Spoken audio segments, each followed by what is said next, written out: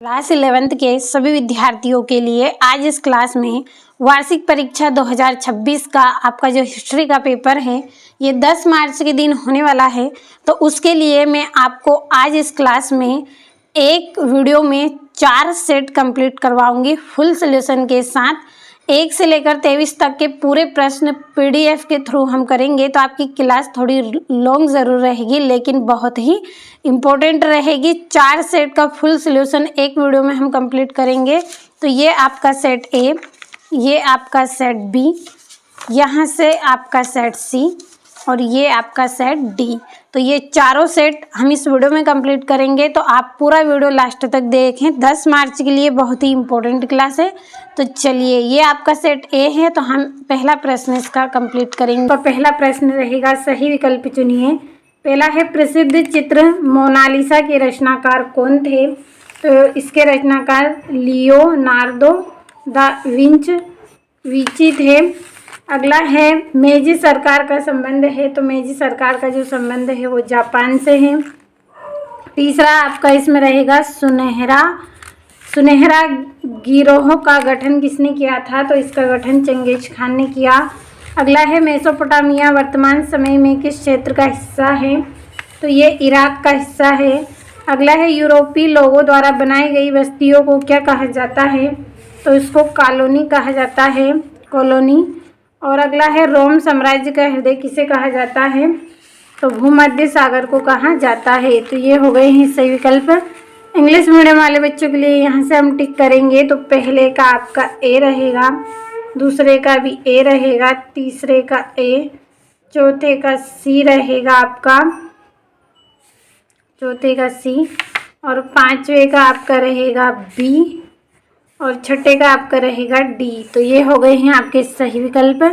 और आपने अभी तक ऐप का सब्सक्रिप्शन नहीं लिया है तो इस वीडियो के डिस्क्रिप्शन में लिंक दी गई है, चेक करें किस तरह से सब्सक्रिप्शन मिलेगा, पूरी जानकारी मिल जाएगी। और आपको ऐप पर स्पेशल पीडीएफ भी मिलेगी इतिहास की। तो स्पेशल पीडीएफ में 100% श्योर आने वाले क्वेश्चन रहेंगे। साथ में आपको ऐप पर हर तरह के क्वेश्चन का सलूशन मिलेगा। तो ऐप के साथ जल्दी से आप जुड़ें। अगला है, रिक्त स्थान की पूर्ति कीजिए। तो पहला है, प्रोटेस्टेंट चर्च के जनक डेडेस थे? तो मार्टिन लूथर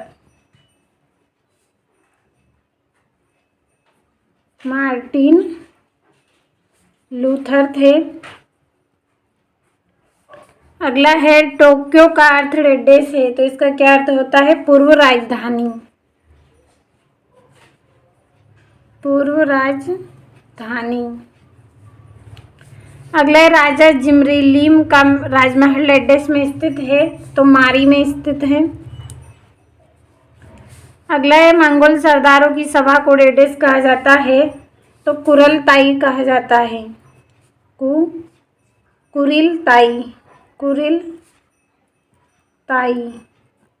कुरिलताई कहा जाता है। अगला है, नन डेडेस धर्म से संबंधित है? तो ईसाई धर्म से, ईसाई धर्म। अगला है, रोमन साम्राज्य में प्रचलित चांदी के सिक्कों को डेडेस कहा जाता है? तो इसको बोला जाता है दिनारियस बोला जाता है। ये हो गए हैं रिक्त स्थान। हिंदी मीडियम इंग्लिश मीडियम दोनों क्लास के बच्चों के लिए कंप्लीट है। अगला आपका है, सत्य सत्य लिखिए। तो पहला है, सबसे पहले विश्वविद्यालय इटली के शहरों में स्थापित हुआ? तो ये सत्य रहेगा। अगला है, पश्चिमी चर्च के मुखिया को पोप कहते थे? तो ये भी सत्य रहेगा।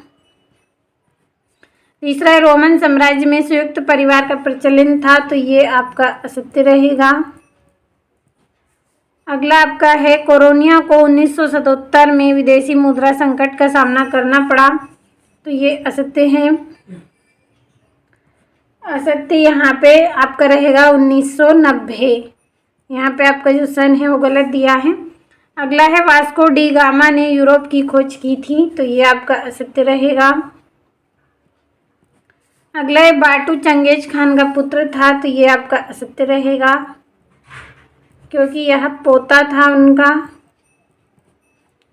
अब इंग्लिश मीडियम वाले बच्चों के लिए टिक कर देती हूँ। तो ट्रू रहेगा, पहला, दूसरा, तीसरा फॉल्स, चौथा फॉल्स रहेगा, पांचवा फॉल्स, छठा भी फॉल्स रहेगा।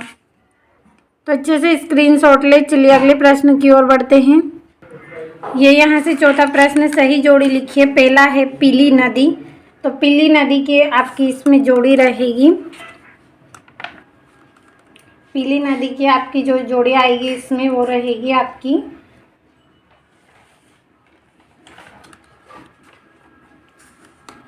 हवांग हो, ये वाली आपकी इसमें पहली जोड़ी रहेगी।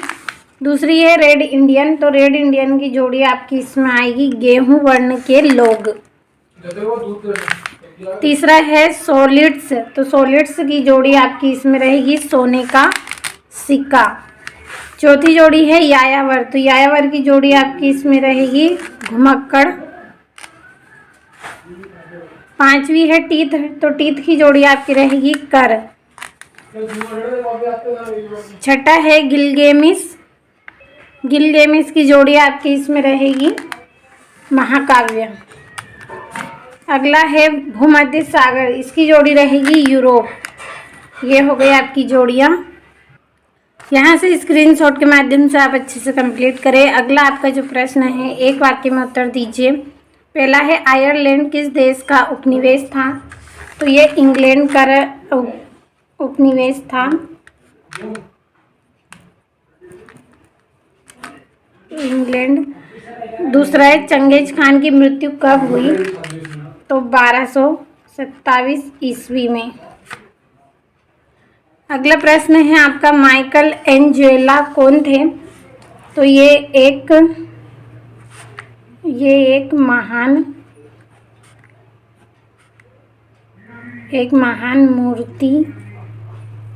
महान मूर्तिकार और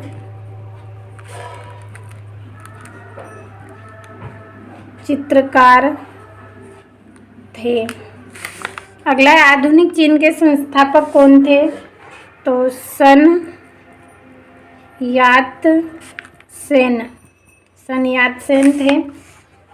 अगला है पेपायरस क्या है, तो पेपायरस क्या है, पेपायरस लेखन के लिए प्रयुक्त एक प्राचीन कागज था। अगला है जिसे पेपायरस कहते हैं। अगला है सर्प किसे कहते हैं, तो सर्प किनको बोलते हैं,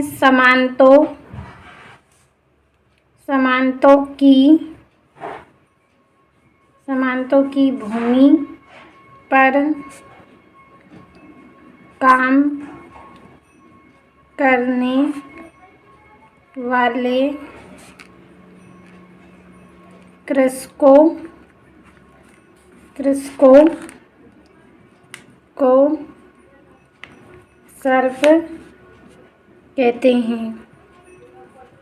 समानतों की भूमि पर जो काम करते हैं उनको क्या बोलते हैं, सर्प कहते हैं। अगला है मेसोपोटामिया के लोगों का प्रमुख व्यवसाय क्या था, तो क्या व्यवसाय था उनका, कृषि। तो ये हो गए हैं एक वाक्य में उत्तर आपके।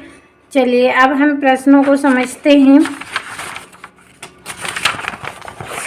यहाँ से आपका छठा प्रश्न रहेगा भिक्षु किसे कहते हैं। यहाँ से हम सॉल्यूशन को पढ़ेंगे, तो थोड़ा सा इसको हम पास में कर लेंगे ताकि अच्छे से आपको दिख सके। तो यहाँ से आपका छठा प्रश्न रहेगा भिक्षु किसे कहते हैं, तो परिभाषा हम पढ़ेंगे, जो व्यक्ति सांसारिक जीवन का त्याग कर धार्मिक नियमों के अनुसार जीवन व्यतीत करता है उसे भिक्षु कहते हैं। किसे कहते हैं, भिक्षु। कि जो व्यक्ति सांसारिक जीवन का त्याग कर धार्मिक नियमों के अनुसार अपने जीवन को व्यतीत करता है उसे भिक्षु कहते हैं।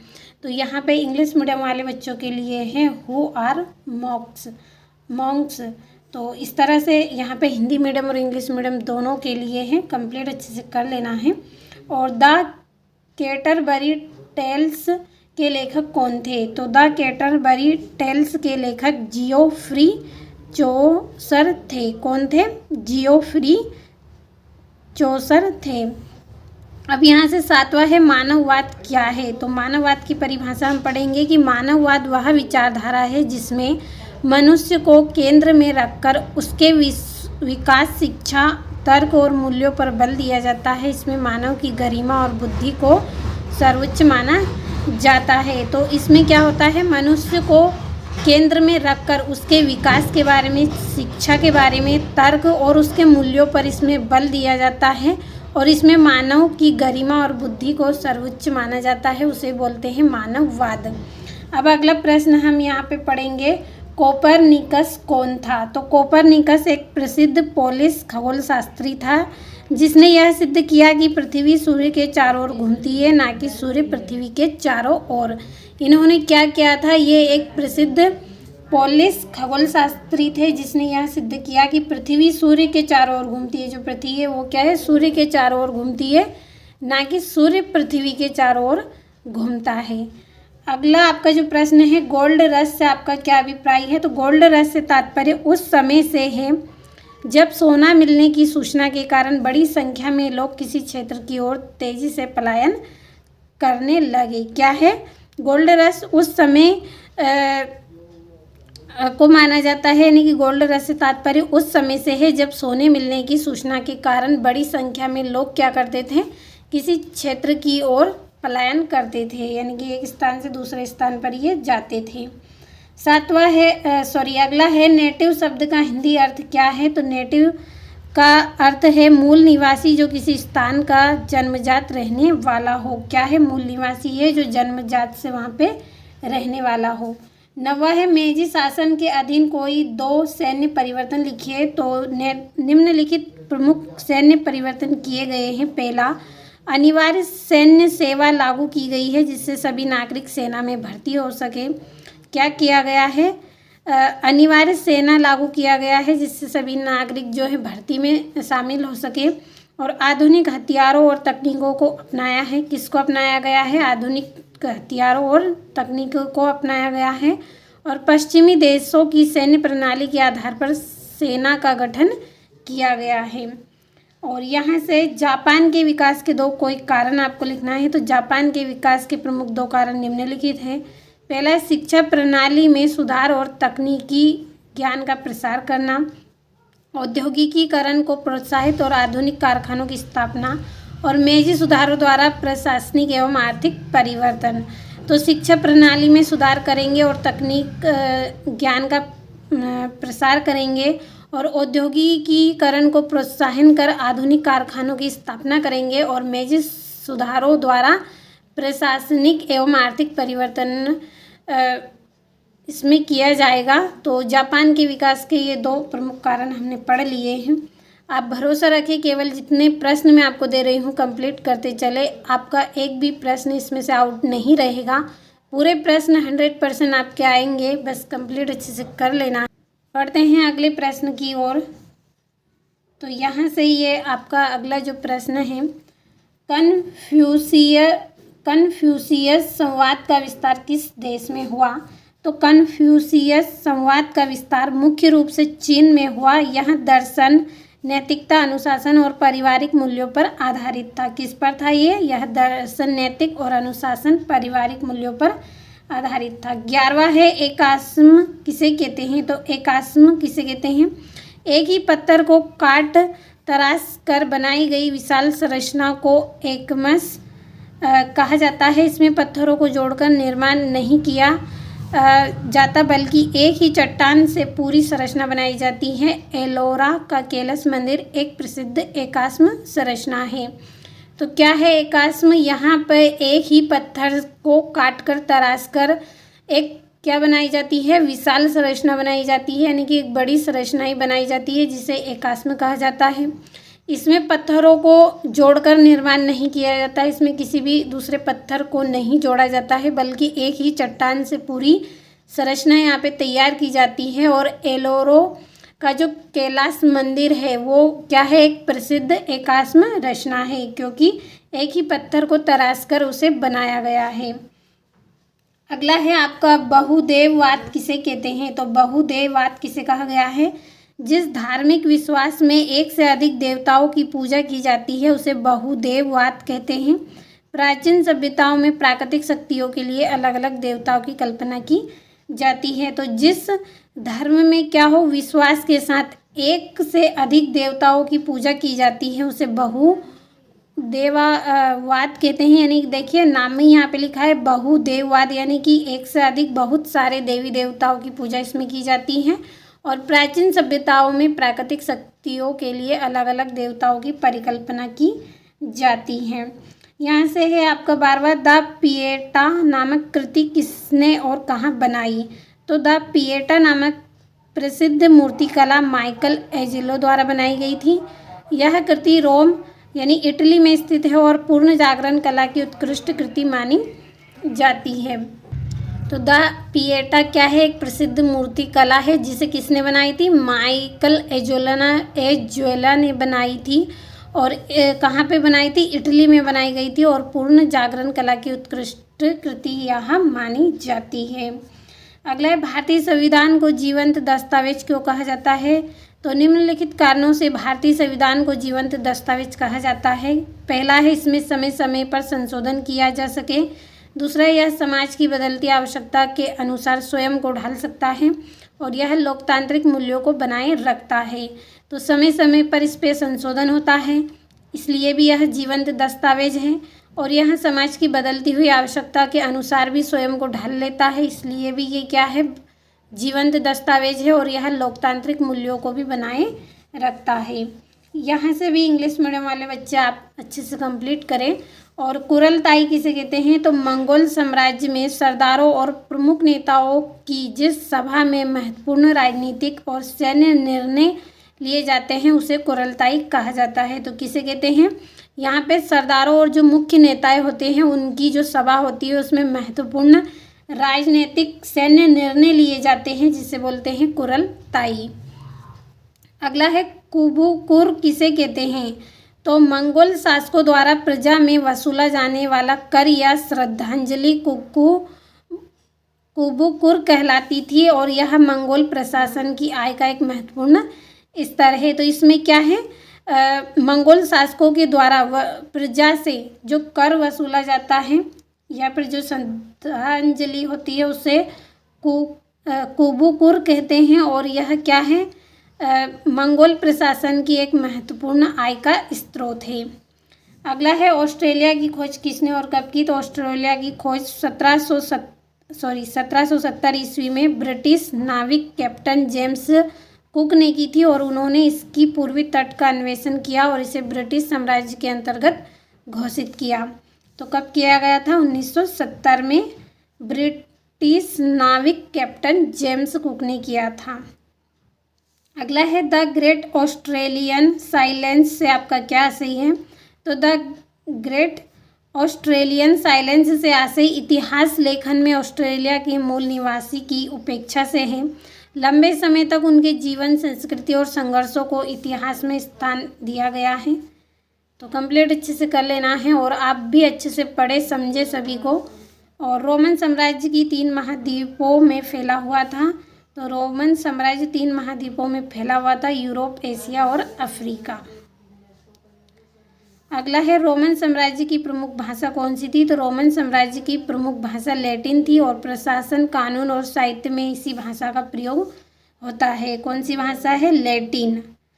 यहाँ से सन यात सेन के प्रमुख सिद्धांत का परिचय कीजिए। तो निम्नलिखित सन यात सेन के प्रमुख सिद्धांत थे। पहला है राष्ट्रवाद, चीन की विदेशी नियंत्रण से मुक्त करना। दूसरा है लोकतंत्र, जनता की भागीदारी वाली शासन व्यवस्था। और समाजवाद, जनता के आर्थिक हितों की रक्षा करना। और राष्ट्रीय एकता में चीन को एक सशक्त राष्ट्र बनाना। तो अच्छे से समझ में आपको आया होगा, कंप्लीट अच्छे से करते चलें। और यहाँ से है, मेइजी सरकार ने जापान के एकीकरण में क्या योगदान दिया, स्पष्ट कीजिए। तो इन्होंने निम्नलिखित योगदान दिए हैं। पहला है, समानता व्यवस्था को समाप्त किया है। दूसरे, केंद्रीय शासन व्यवस्था स्थापित की है और आधुनिक सेना और प्रशासन का गठन किया है।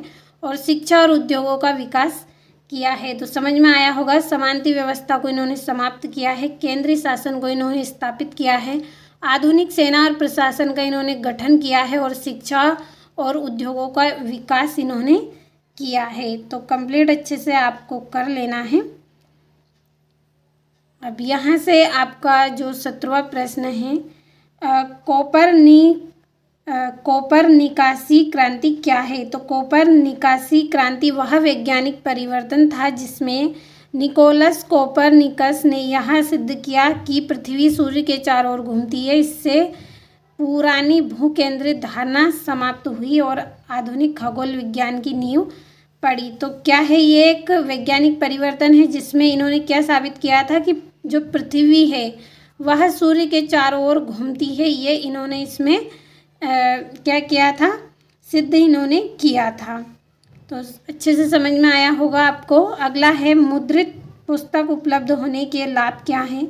तो निम्नलिखित मुद्रित पुस्तकों के लाभ थे। पहला, ज्ञान का तेजी से प्रसार हुआ, पुस्तकें सस्ती और सुलभ हुई और शिक्षा का विकास हुआ और विचारों की स्वतंत्रता को बढ़ावा मिला। तो ज्ञान का तेजी से प्रसार हुआ है, पुस्तकें सस्ती और सुलभ हुई हैं और शिक्षा का विकास हुआ है और विचारों की स्वतंत्रता को बढ़ावा मिला है। यहाँ से 18वां है, श्रम विभाजन किस प्रकार शहरी जीवन की विशेषता थी, स्पष्ट कीजिए। तो शहरी जीवन में श्रम विभाजन एक महत्वपूर्ण विशेषता थी। इसके कारण समाज में विभिन्न कार्यों के लिए अलग अलग लोग नियुक्त होते थे। तो निम्नलिखित बिंदुओं से यह स्पष्ट होता है कि पहला, शहरी क्षेत्रों में लोग विशेष कार्य जैसे कारीगर, व्यापारी, लेखक, पुजारी आदि में बटे हुए थे। दूसरा, प्रत्येक व्यक्ति एक ही कार्य में दक्ष होता था जिससे उत्पादन की गुणवत्ता बढ़ती थी।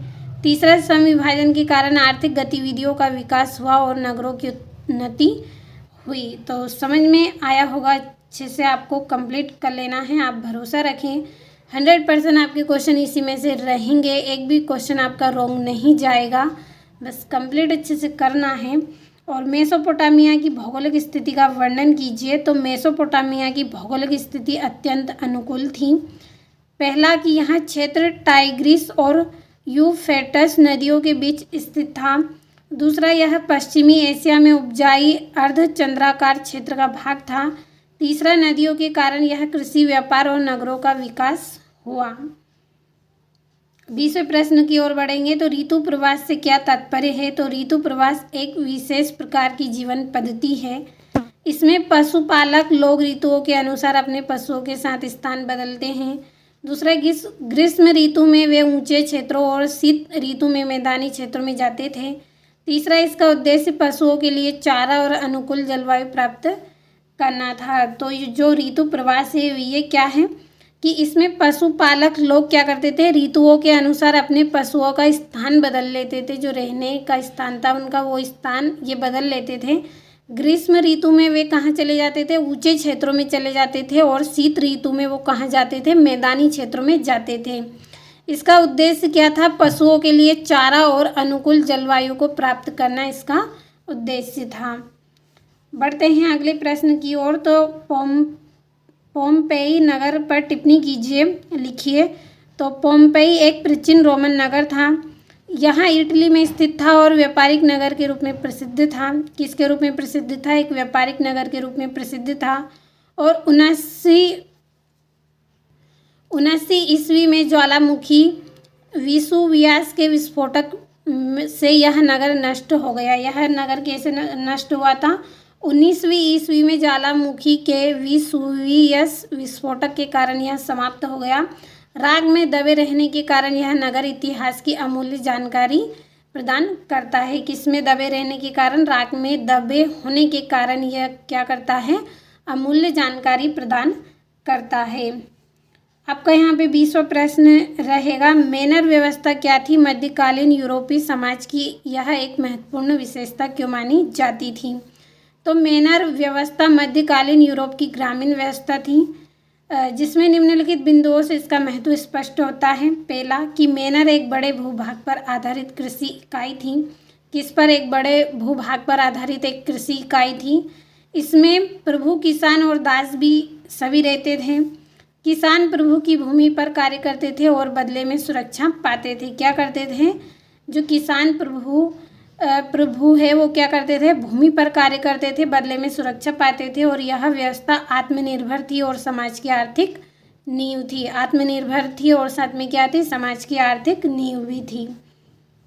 कंप्लीट अच्छे से करें। और तीसरा वर्ग क्या था, इस वर्ग की प्रमुख समस्याओं को बताइए। तो तीसरा वर्ग फ्रांस की क्रांति से पहले समाज का सबसे बड़ा वर्ग था। तो पहली विशेषता इसकी समस्या इसकी रहेगी, इसमें किसान, मजदूर और मध्यम वर्ग शामिल थे। दूसरा, इस वर्ग पर करों का अत्यधिक बोझ था। तीसरा, इसमें राजनीतिक अधिकार प्राप्त नहीं थे और गरीबी और शोषण इसकी प्रमुख समस्या थी। और यहाँ से कंप्लीट अच्छे से करें। और आपका 21वां जो प्रश्न है, मेसोपोटामिया के लेखन कला का वर्णन कीजिए। तो मेसोपोटामिया की लेखन कला अत्यंत विकसित थी। पहला, यह कीला क्षर लिपि का विकास हुआ। दूसरा, लेखन मिट्टी की पट्टिकाओं पर किया जाता था और लेखन का उपयोग व्यापार, प्रशासन और कानून में होता था। चौथा, इससे इतिहास लेखन की शुरुआत हुई। तो समझ में अच्छे से आया होगा कि क्या है इसमें जो मेसोपोटामिया के लेखन कला का वर्णन। कीला क्षर लिपि में विकास हुआ था, मिट्टी की पट्टिकाओं पर किया जाता था लेखन, और लेखन का उपयोग व्यापार और प्रशासन, कानून में होता था और इससे इतिहास लेखन की शुरुआत हुई थी। तो अच्छे से सारे प्रश्नों को कंप्लीट आपको कर लेना है। यहाँ से अगला है, मेसोपोटामिया में शहरीकरण का महत्व स्पष्ट कीजिए। तो मेसोपोटामिया में शहरीकरण का विशेष महत्व था। पहला, नगर व्यापार और प्रशासन के केंद्र बने और शिल्प और उद्योगों का विकास हुआ और सामाजिक वर्गों का निर्माण हुआ और सभ्यता का संगठित विकास संभव हुआ। समझ में आया होगा आपको कि नगर व्यापार और प्रशासन केंद्र बने थे, शिल्प और उद्योगों का विकास किया गया और सामाजिक वर्गों का निर्माण और सभ्यता का संगठन और विकास इसमें संभव हुआ। तो कंप्लीट अच्छे से करें आप। अब हम हमारे अगले प्रश्न की ओर बढ़ेंगे। तो आपका जो 22वां प्रश्न है, चंगेज खान की हरकारा पद्धति क्या थी, उसकी विशेषता क्या थी। तो चंगेज खान की हरकारा पद्धति एक सुव्यवस्थित संचार व्यवस्था थी। इसकी निम्नलिखित इसकी विशेषता थी। पहली है, साम्राज्य में जगह जगह डाक चौकियाँ स्थापित की गई। दूसरा है कि घुड़सवार दूत तेजी से संदेश पहुंचाते थे। जो घुड़सवार थे वो क्या थे, तेजी से संदेश पहुंचाते थे।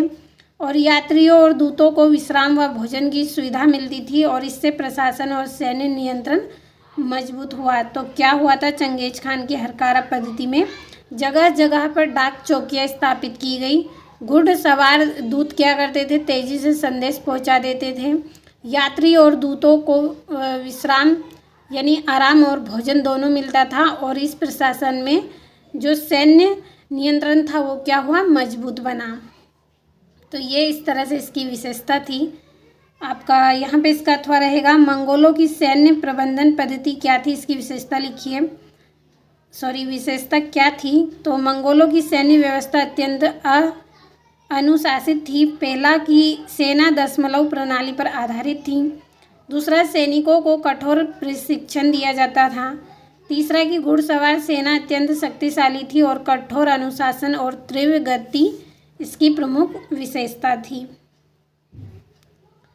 और जो आपका 23वां प्रश्न है, इसमें आपको मानचित्र बनाना है। तो ये मानचित्र आपको स्वयं ही बनाना है। तो ये आपका सेट ए कंप्लीट हो चुका है। सेट ए के पूरे प्रश्नों को हमने फुल सॉल्यूशन के साथ कंप्लीट कर लिया है। अब हम सेट बी को कंप्लीट करेंगे। ये आपका यहाँ से सेट बी है।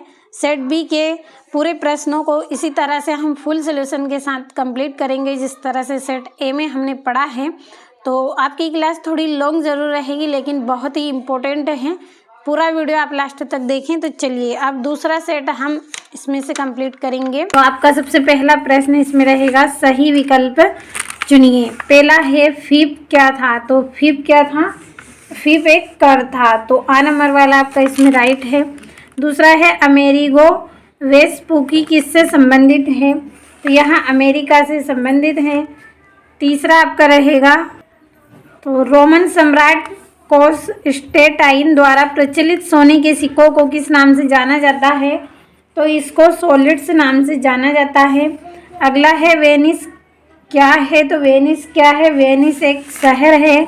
अगला है कुशल अश्व सैनिक किसे कहते थे, तो कुशल अश्व सैनिक सर्प को कहते थे।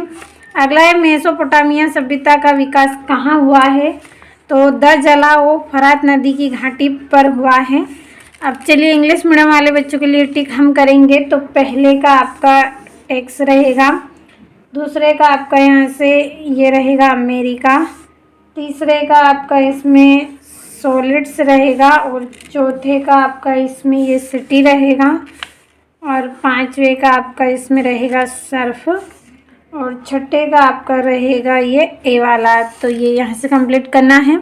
और हम लगातार आपको यूट्यूब पे मॉडल पेपर वार्षिक परीक्षा की तैयारी करवा रहे हैं। इसके अलावा ऐप पर भी आपको स्पेशल PDF दी जा रही है जिसमें 100% आने वाले क्वेश्चन आपको देखने को मिलेंगे। यदि ऐप का सब्सक्रिप्शन नहीं लिया है तो इस वीडियो को डिस्क्रिप्शन में लिंक दी गई है, चेक करें किस तरह से आपको सब्सक्रिप्शन मिलेगा, पूरी जानकारी मिल जाएगी। तो ऐप से आप जुड़े, स्पेशल PDF आप प्राप्त करें। 10 से 20 रुपये में आपको स्पेशल PDF मिल जाएगी। तो जल्दी से ऐप से आप जुड़े। चलिए अगला प्रश्न हम पढ़ेंगे। तो रिक्त स्थान की पूर्ति हम इसमें करेंगे। छाप खाने का आविष्कारक डेडेस था, तो कौन था, जोहान्स गुटेनबर्ग। तो यहाँ से हम भरेंगे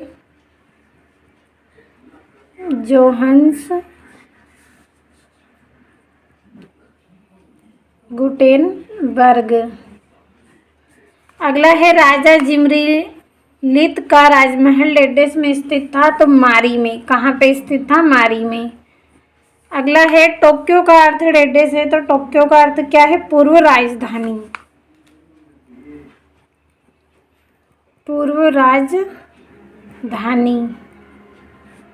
अगला है रोमन साम्राज्य में प्रचलित चांदी के सिक्कों को डेडेस कहा जाता था, तो क्या कहा जाता था, दिनेरियस कहा जाता था। अगला है कैनबरा डेडेस की राजधानी है, तो ऑस्ट्रेलिया की है, ऑस्ट्रेलिया।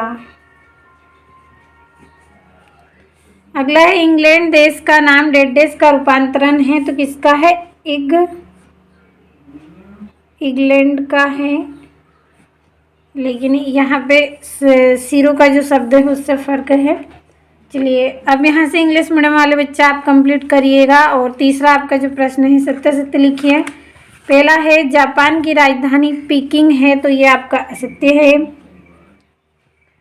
क्योंकि इसकी जो राजधानी है वो क्या है, टोक्यो है, टोक्यो। अगला है वास्को डी गामा ने यूरोप की खोज की थी, तो ये आपका सत्य रहेगा।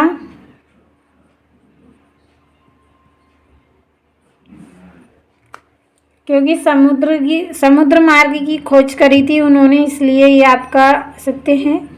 समुद्री मार्ग की खोज करी यदि आए तो आपको सत्य कर देना है। अगला है मेसोपोटामिया की सभ्यता सिंधु नदी के किनारे विकसित हुई, तो ये आपका सत्य रहेगा। असत्य ये किस कारण से है कि देखिए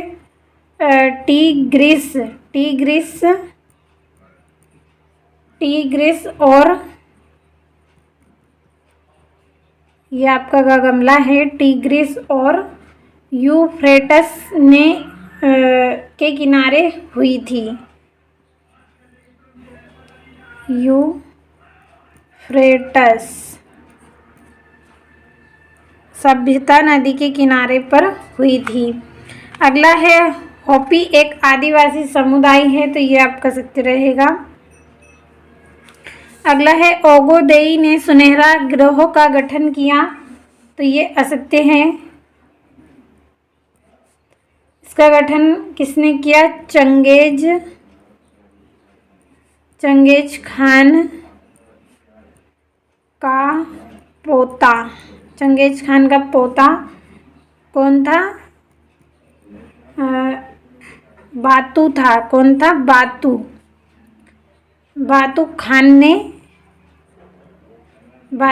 ने इसका गठन किया था। तो समझ में आया होगा अच्छे से आपको। अगला है सबसे पहले विश्वविद्यालय इटली के शहरों में स्थापित हुए, तो ये आपका सत्य रहेगा।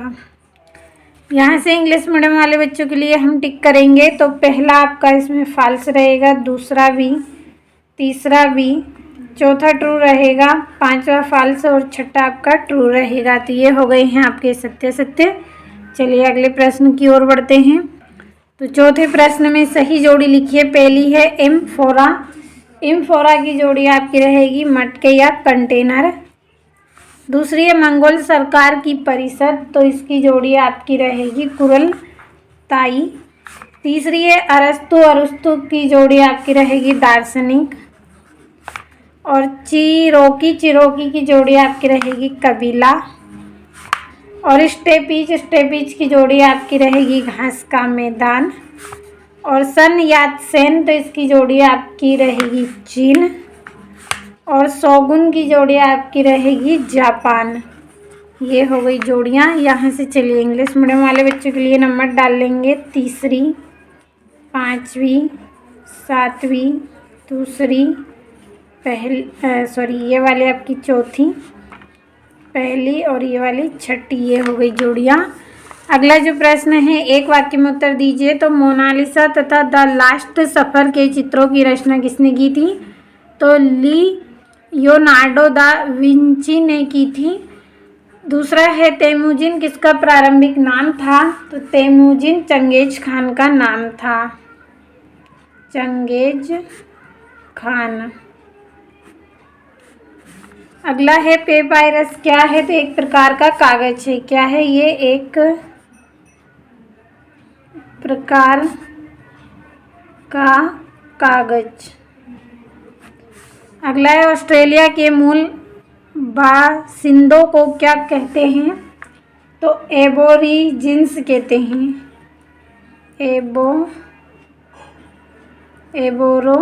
एबोरिजिन्स। अगला है ब्लैक डेथ से आप क्या समझते हैं? तो ये एक भयानक महामारी है। क्या है ये? एक भयानक महामारी या फिर बीमारी, कुछ भी लिख सकते हैं। अगला है चंगेज खान की विधि संहिता को किस नाम से जाना जाता है? तो इसको यासा नाम से जाना जाता है। अगला है सर्प किसे कहते हैं? तो सर्प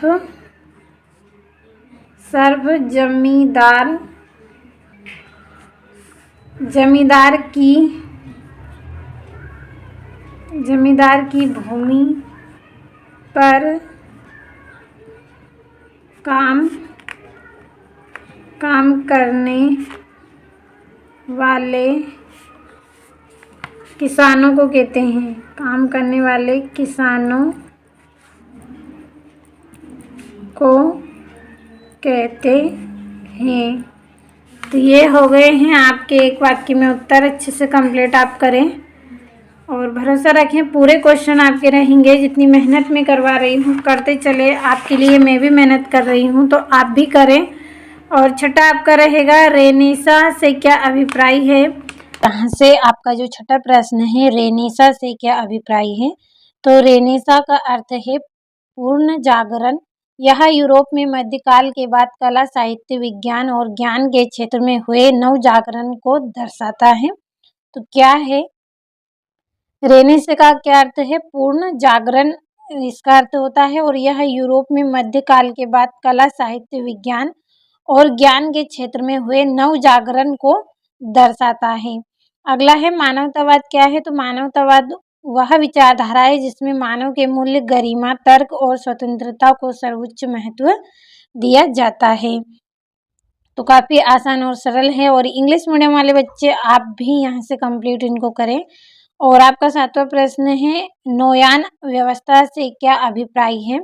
तो नोयान व्यवस्था मंगोलों की प्रशासनिक व्यवस्था थी जिसमें नोयान नामक अधिकारी क्षेत्रों का शासन और सेना का संचालन करते थे। तो नोयान व्यवस्था क्या है? एक मंगोलों की प्रशासनिक व्यवस्था थी जिसमें नोयान नामक अधिकारी क्षेत्रों का शासन और सेना का संचालन करते थे। तो समझ में अच्छे से आपको आया होगा। अथवा इसका कुबकुर क्या है? कुबकुर मंगोलों की सैन्य संगठन प्रणाली थी जिसमें सेना को 10, 100, 1000 और इसमें 10, 100, 1000 और 10,000 की इकाइयों में बांटा जाता है। तो कुबकर क्या है? कुबकर मंगोलों की सैन्य संगठन प्रणाली थी जिसमें सेना को 10 में, 100 में या 1000 और 10,000 की इकाइयों में बांटा गया है। तो इसको क्या बोलते हैं? कुबकर बोलते हैं। बढ़ते हैं अगले प्रश्न की ओर। तो आपका 8वां रहेगा इसमें, मेसोपोटामिया किन दो नदियों के मध्य स्थित था? तो मेसोपोटामिया दजला या फिर टाइग्रिस और फरात नदियों के बीच स्थित था। अब हम अगला प्रश्न पढ़ेंगे, स्टेपी क्या है?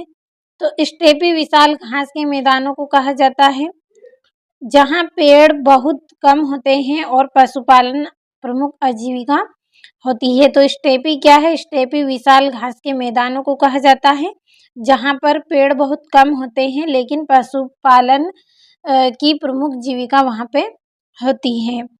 आपका ये यहाँ से 9वां प्रश्न है, नाइट्रो कोनन कौन थे? तो नाइट्रो कोनन जापान के एक प्रसिद्ध सामुराई योद्धा और सैन्य अधिकारी थे। कौन थे ये? ये जापान के एक प्रसिद्ध सामुराई योद्धा और सैन्य अधिकारी थे।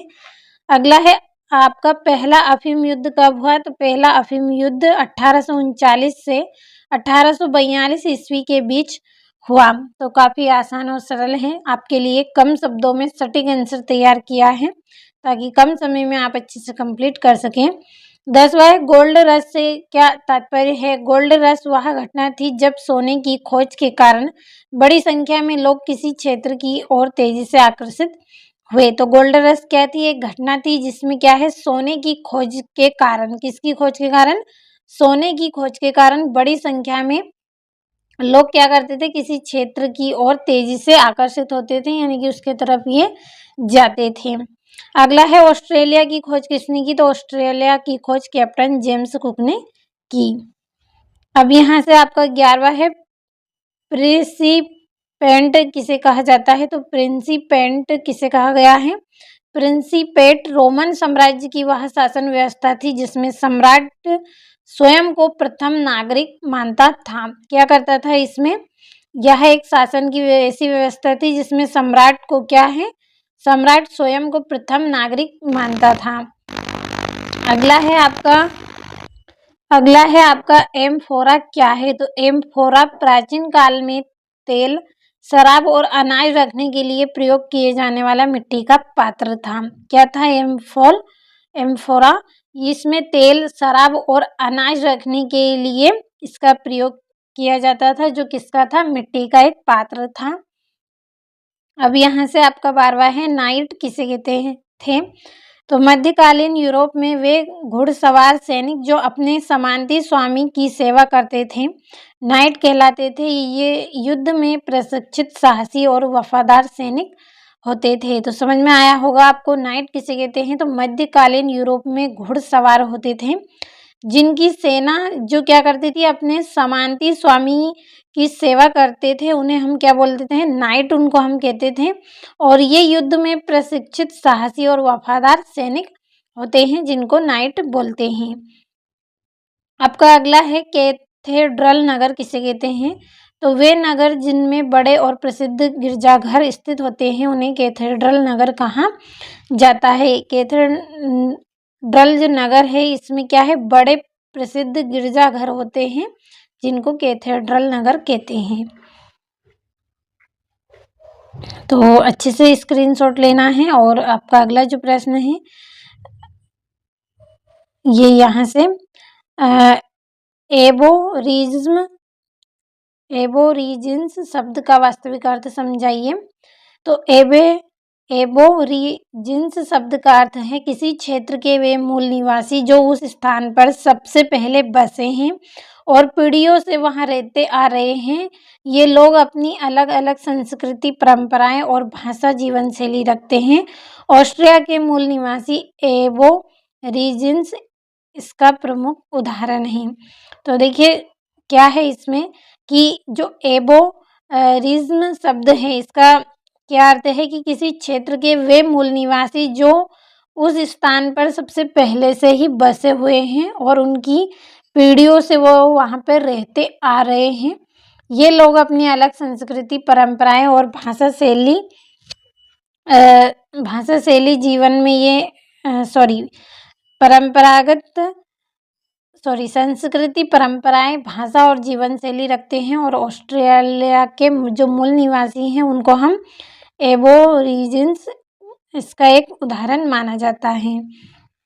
अगला है नेटिव शब्द का क्या अर्थ है। तो नेटिव शब्द का अर्थ उस व्यक्ति से है जो किसी विशेष स्थान पर जन्मा हो और वहीं का निवासी हो। यह शब्द किसी क्षेत्र के स्थानीय निवासियों के लिए प्रयोग किया जाता है। तो इसमें देखिए विशेष स्थान पर जो जन्मा हो वही क्या कहलाता है, निवासी कहलाता है, जो जन्म से वहाँ पे रह रहा हो। और किसी क्षेत्र स्थानीय निवासियों के लिए इसका प्रयोग हम करते हैं। 14 है इटली में विधि शास्त्र के अध्ययन केंद्र कौन कौन से थे। तो मध्यकालीन इटली में बोलोनिया और पाडुआ विधि शास्त्र के प्रमुख अध्ययन केंद्र थे। बोलोनिया विश्वविद्यालय रोमन कानून के अध्ययन के लिए विशेष रूप से प्रसिद्ध था, जबकि पाडुआ भी कानून की उच्च शिक्षा दी जाती थी। कंप्लीट अच्छे से करना है और भरोसा रखिए एक भी क्वेश्चन आपका आउट नहीं रहेगा। जो तैयारी आपको मैं करवा रही हूँ लगातार आप करते चले, 100% आपके क्वेश्चन आएंगे एग्जाम में। बस कंप्लीट अच्छे से कर लेना है आपको।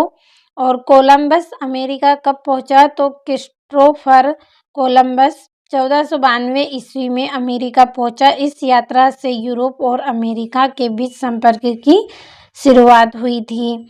1992 ईस्वी में अमेरिका पहुंचा था और यात्रा के दौरान यूरोप और अमेरिका के बीच क्या है, संपर्क शुरू हुआ। 15वां है मेसोपोटामिया का शाब्दिक अर्थ बताइए। तो मेसोपोटामिया का शाब्दिक अर्थ है दो नदियों के बीच की भूमि। यह क्षेत्र टिग्रिस और यूफ्रेटस नदियों के बीच स्थित था और यहाँ प्राचीन सभ्यता का विकास हुआ। तो जो मेसोपोटामिया शब्द है इसका अर्थ क्या है, दो नदियों के बीच की भूमि। यह क्षेत्र टिग्रिस और यूफ्रेटस नदियों के बीच स्थित था और यह प्राचीन सभ्यता का विकास हुआ था इसमें। और हौज किसे कहते हैं। तो हौज पानी को एकत्रित करने के लिए बनाया गया बड़ा जलाशय होता है। इसका उपयोग वर्षा जल संग्रह और घरेलू आवश्यकता के लिए किया जाता है। तो हौज किसे कहते हैं, पानी को एकत्रित करने के लिए बनाया गया जो बड़ा जलाशय होता है उसे क्या बोलते हैं, हौज बोलते हैं। और वर्षा जल का संग्रह यानी इकट्ठा करने के लिए और घरेलू आवश्यकता की पूर्ति के लिए किया जाता है। अगला है मैनर व्यवस्था क्या थी समझाइए। तो मैनर व्यवस्था मध्यकालीन यूरोप की ग्रामीण सामाजिक आर्थिक व्यवस्था थी। इसमें एक मैनर के अंतर्गत स्वामी की भूमि, किसानों की खेत और गांव शामिल होते थे। किसान भूमि पर खेती करते थे और बदले में स्वामी को कर और सेवा देते थे। यह व्यवस्था आत्मनिर्भर थी और समानता व्यवस्था की आधारशिला मानी जाती है। कंप्लीट अच्छे से आपको कर लेना है सभी प्रश्नों को। बढ़ते हैं अगले प्रश्न की ओर। तो यहाँ से आपका अगला प्रश्न है यूरोप में 14वीं सदी का संकट क्या था। तो 14वीं सदी में यूरोप को अकाल, प्लेग, महामारी, जनसंख्या में कमी और आर्थिक संकट का सामना करना पड़ा। इससे कृषि, व्यापार और समानता व्यवस्था कमजोर हो गई। तो जो 14वीं सदी थी इसमें यूरोप में क्या था, अकाल व प्लेग, महामारी, जनसंख्या में कमी और आर्थिक संकट का सामना करना पड़ा था। यानी कि बीमारी का और जनसंख्या की कमी हो गई, आर्थिक संकट, इन सब का सामना करना पड़ा। और इसमें कृषि, व्यापार, समानता व्यवस्था कमजोर हो गई। 17वां है रोमन साम्राज्य में महिलाओं की स्थिति पर टिप्पणी कीजिए। तो रोमन साम्राज्य में महिलाओं की स्थिति पुरुषों की तुलना में निम्न थी। वे परिवार और समाज में पुरुषों पर निर्भर रहती थी और उन्हें राजनीतिक अधिकार प्राप्त नहीं थे। हालांकि उच्च वर्ग की महिलाओं को शिक्षा, संपत्ति रखने की कुछ स्वतंत्रता प्राप्त थी। तो जो रोमन समाज है इसमें जो महिलाओं की स्थिति कैसी थी, पुरुषों की तुलना में निम्न थी। वे परिवार, समाज में पुरुषों पर ही निर्भर रहती थी और उन्हें राजनीतिक अधिकार प्राप्त नहीं था। जो उच्च वर्ग की महिलाएं थी वो क्या थी, शिक्षा और संपत्ति रखने में स्वतंत्रता उनको प्राप्त थी। अब हम हमारा अगला जो प्रश्न पढ़ेंगे, आपका अगला प्रश्न है रोमन साम्राज्य की भौगोलिक स्थिति के बारे में लिखिए। तो रोमन साम्राज्य यूरोप, एशिया और अफ्रीका के भागों में फैला हुआ था। इसके केंद्र में भूमध्य सागर स्थित था, जिसने व्यापार और संपर्क को आसानी से बनाया। अब यहाँ से अगला है गेंजी कथा पर लेख लिखिए। तो गेंजी कथा जापान का एक प्रसिद्ध प्राचीन साहित्यिक ग्रंथ है। इसकी रचना 11वीं शताब्दी में जापानी लेखिका मुराशिकी शिकिबू ने की थी। इस ग्रंथ में शाही दरबार के जीवंत प्रेम, राजनीतिक तथा मानवीय भावनाओं का सुंदर वर्णन मिलता है। इसे विश्व का पहला उपन्यास माना जाता है और यह जापानी समाज व संस्कृति को समझने का महत्वपूर्ण स्रोत है। तो जो गेंजी कथा जापान है वो क्या है, एक प्रसिद्ध प्राचीन साहित्यिक ग्रंथ है, जिसकी रचना 11वीं शताब्दी में जापान की लेखिका मुराशिकी शिकिबू ने की थी। और इस ग्रंथ में शाही दरबार के जीवंत प्रेम, राजनीतिक, मानवीय भावनाओं आदि का सुंदर वर्णन मिलता है और इसे विश्व का पहला उपन्यास माना जाता है और यह जापानी समाज व संस्कृति को समझने का महत्वपूर्ण एक स्रोत है, एक माध्यम है।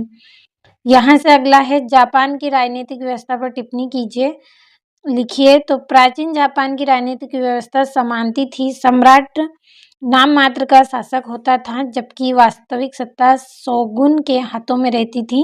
शोगुन सामंती सरदारों और सामुराई योद्धाओं के सहयोग में शासन करता था और यह व्यवस्था सैन्य शक्ति पर आधारित थी। तो यह प्राचीन की एक राजनीतिक व्यवस्था थी, समानती व्यवस्था थी, जिसमें सम्राट क्या है, नाम मात्र का एक शासक होता है, जबकि जो सत्ता होती है वो शोगुन के हाथों में रहती है और शोगुन सामंती सरदारों और सामुराई योद्धाओं के सहयोग से शासन करता है और यह व्यवस्था एक सैन्य शक्ति पर आधारित थी। तो समझ में अच्छे से आपको आया होगा। अगले प्रश्न की ओर बढ़ते हैं। तो 19वां है चंगेज खान के प्रारंभिक जीवन पर प्रकाश डालिए। तो चंगेज खान का जन्म मंगोलिया में हुआ था। जो चंगेज खान है, इनका जन्म स्थान कौन सा है, मंगोलिया है। इनके पिता की मृत्यु के बाद इनका परिवार कठिन परिस्थितियों में जीवन व्यतीत करता रहा। इनके पिता की क्या है, मृत्यु हो गई थी, जिनके कारण इनके परिवार में काफ़ी कठिन परिस्थितियां आई और उन्हीं परिस्थितियों में इनको जीवन यापन करना पड़ा।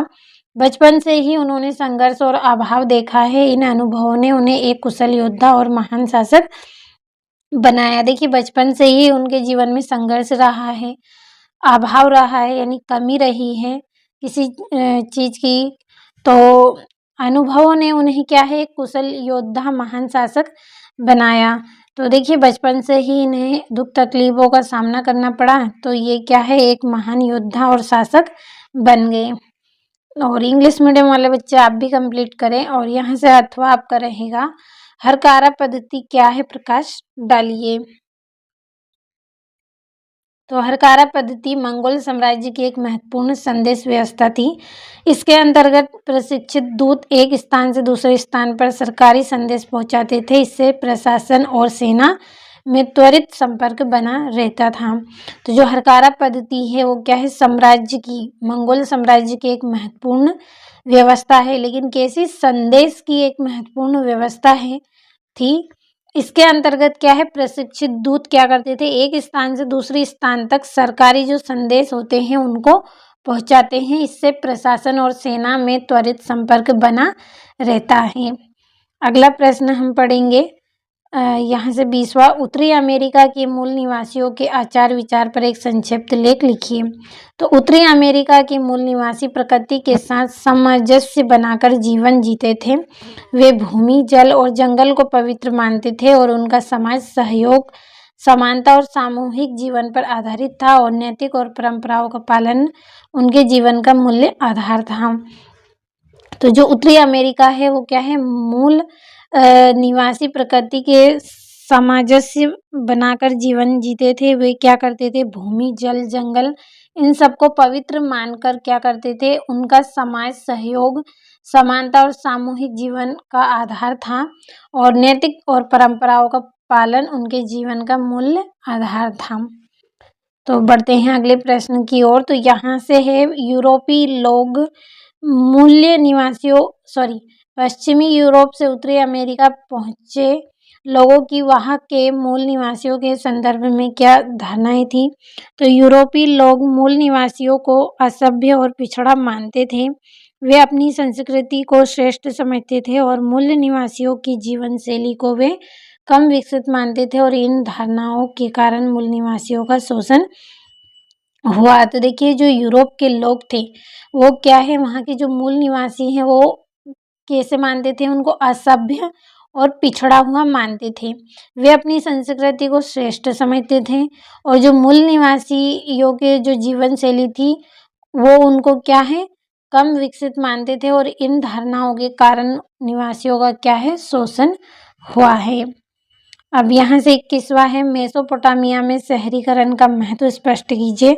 तो मध्यकाल के उत्तरार्ध में इटली में नगरों का पूर्ण स्थलन यूरोप के इतिहास की एक महत्वपूर्ण घटना थी। इसके प्रमुख कारण और विशेषता निम्नलिखित हैं। पहला है, रोमन साम्राज्य के पतन के बाद नगरों का पतन हो गया था, किंतु 11वीं और 12वीं शताब्दी में व्यापार के पुनः स्थान से नगर फिर विकसित होने लगे।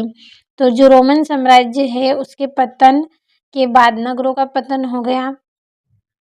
कब पतन हो गया, किंतु 11वीं और 12वीं शताब्दी में व्यापार के पुनः स्थान से नगर फिर से विकसित होने लगे। दूसरा, इटली के नगर जैसे वेनिस, जेनोवा और फ्लोरेंस पूर्व और पश्चिम के बीच व्यापार के प्रमुख केंद्र बन गए और बैंकिंग, मुद्रा प्रणाली और व्यापारिक संघर्षों के विकास से नागरिकों की आर्थिक शक्ति बढ़ी। कंप्लीट अच्छे से करना है। ये यहाँ से आपका चौथा है, नगरों में स्वतंत्र नागरिक वर्ग का उदय हुआ जिनसे समानता व्यवस्था कमजोर किया और नगरों के पुनः स्थान से कला, साहित्य और पूर्ण जागरण को प्रोत्साहन मिला। यहाँ से इंग्लिश मीडियम वाले बच्चे आप भी इनको कंप्लीट करें। अब आपका यहाँ से अथवा रहेगा, मेसोपोटामिया में लेखन कला के विकास का वर्णन कीजिए। तो मेसोपोटामिया में लेखन कला के विकास का वर्णन हम इस प्रकार से यहाँ पे पढ़ेंगे कि पहला है, प्रारंभ में चित्रलिपि का प्रयोग किया, बाद में कीला क्षर लिपि विकसित हुई। तीसरा, मिट्टी की तख्तियों पर लेखन होता था और लेखन का उपयोग व्यापार में किया गया और इससे ऐतिहासिक अभिलेख सुरक्षित हुए। तो देखिए प्रारंभ में क्या हुआ, चित्रलिपि का प्रयोग किया गया, फिर बाद में क्या हुआ, कीला क्षार लिपि विकसित हुई। इसके बाद देखिए जब विकसित हो गई कीला क्षार तो तख्तियों पर लिखना प्रारंभ किया गया। उसके बाद इसका उपयोग किस में किया गया, व्यापार में किया गया, उपयोग भी इसका होने लगा और इससे ऐतिहासिक अभिलेख कैसे हो गए, सुरक्षित हो गए। तो बहुत ही आसान और सरल है। कंप्लीट अच्छे से करें, आप भरोसा रखिए, आपका पूरा जो क्वेश्चन है वो आपके रहेंगे, 100% आपके क्वेश्चन आएंगे क्योंकि बहुत ही मेहनत आपके लिए की है। ये आपका सेट बी यहाँ पे कंप्लीट हो चुका है। सेट बी के पूरे प्रश्नों को हमने आंसर सहित समझ लिया है। अब हम सेट सी को कंप्लीट करेंगे। सेट सी में आपके किस तरह के क्वेश्चन रहेंगे चलिए समझ लेते हैं। ये यहाँ से आपका सेट सी रहेगा। सेट सी में भी इसी तरह से हम फुल सोल्यूशन के साथ पूरे 23 प्रश्नों को कंप्लीट करेंगे। तो आप पूरा वीडियो लास्ट तक देखें और ऐप से आप स्पेशल पीडीएफ प्राप्त करें। 20 से 30 रुपए में आपको स्पेशल पीडीएफ मिल जाएगी। अभी तक आप ऐप से नहीं जुड़े हैं तो इस वीडियो के डिस्क्रिप्शन में आपको लिंक मिलेगी, चेक करें, पूरी जानकारी आपको मिल जाएगी। तो चलिए सेट सी का हम यहाँ पे पहला प्रश्न पढ़ेंगे। यहाँ से आपका पहला प्रश्न, सही विकल्प चुनिए। पहला है, गोल्ड रश की घटना हुई, तो यह घटना अमेरिका में हुई। दूसरा है, टीथ था, तो टीथ क्या था, एक कर था। तीसरा है, पहला अफीम युद्ध, पहला अफीम युद्ध कब हुआ था, 1839 से 1882। और चंगेज खान के प्रथम मित्र का नाम क्या था, इनके जो पहला मित्र था उसका नाम जमुका था। अगला है, अंधकार युग का काल क्रम है, तो इसका आंसर रहेगा 5 से 14 शताब्दी। और मेसोपोटामिया की पहली ज्ञात भाषा थी तो सुमेरियन भाषा पहले ज्ञात हुई थी। ये हो गए हैं सही विकल्प। चलिए इंग्लिश मीडियम वाले बच्चों के लिए पहले का बी, दूसरे का आपका इसमें रहेगा ये बा वाला टैक्स, तीसरे का आपका रहेगा ये डी वाला, चौथे का ए 5वें का भी आपका ए रहेगा और छठे का आपका इसमें रहेगा ये बी वाला। और देखिए ऐप पर आपको स्पेशल पीडीएफ दी जा रही है, 20 से 30 रुपये में स्पेशल पीडीएफ आपको मिल रही है। यदि अभी तक आप ऐप से नहीं जुड़े हैं तो इस वीडियो के डिस्क्रिप्शन में लिंक दी गई है, चेक करें ऐप का सब्सक्रिप्शन किस तरह से लेना है, पूरी जानकारी मिलेगी। तो जल्दी से ऐप से आप जुड़े और स्पेशल पीडीएफ आप प्राप्त करें। स्पेशल पीडीएफ मतलब 100% आने वाले क्वेश्चन, तो जल्दी करें और ऐप के साथ आप जुड़ें। दूसरा प्रश्न, रिक्त स्थान की पूर्ति कीजिए। पहला है बड़े चर्च डेडेस कहलाते हैं, क्या कहलाते हैं? बड़े चर्च कैथेड्रल कहलाते हैं। अगला है हॉपी कैलिफोर्निया के निकट रहने वाली डेडेस है, तो क्या है? जनजाति है, जनजाति। अगला है मेसोपोटामिया की शिलाकार लिपि को डेडेस ने पढ़ी है, तो किसने पढ़ी है? हेनरी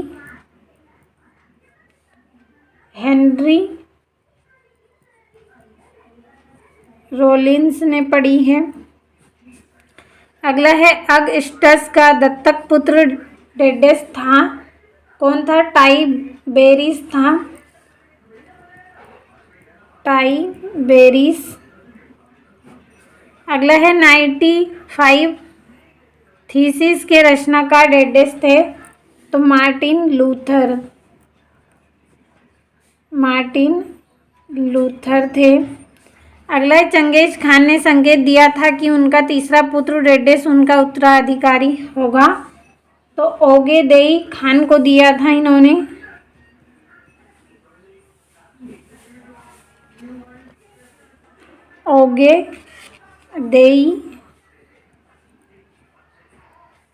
ओगेदेई खान को इन्होंने ये संदेश दिया था।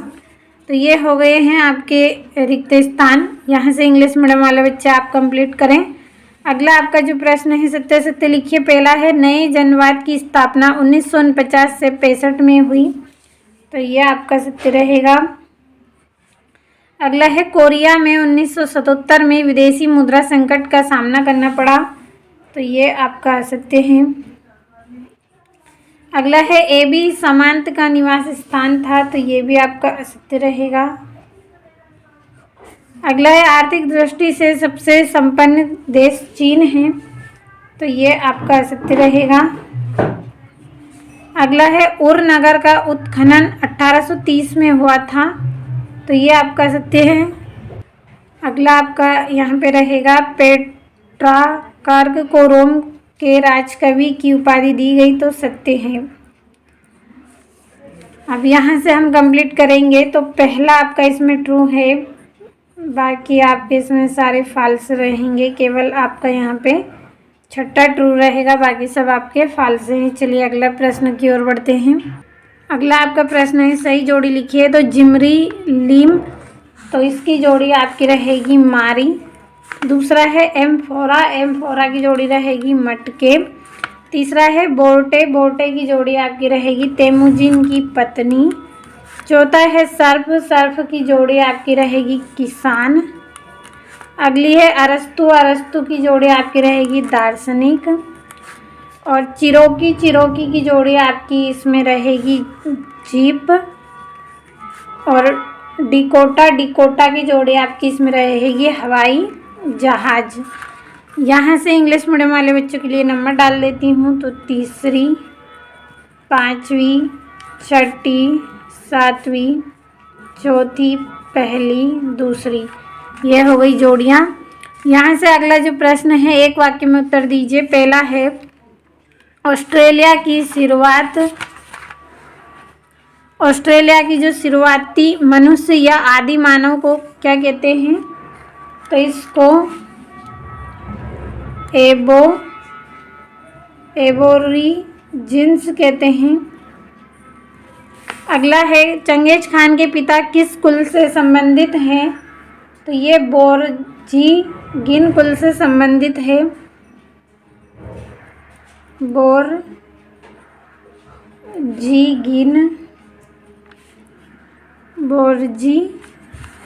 यहाँ पे लाइन खींचने में कट गया है आपका।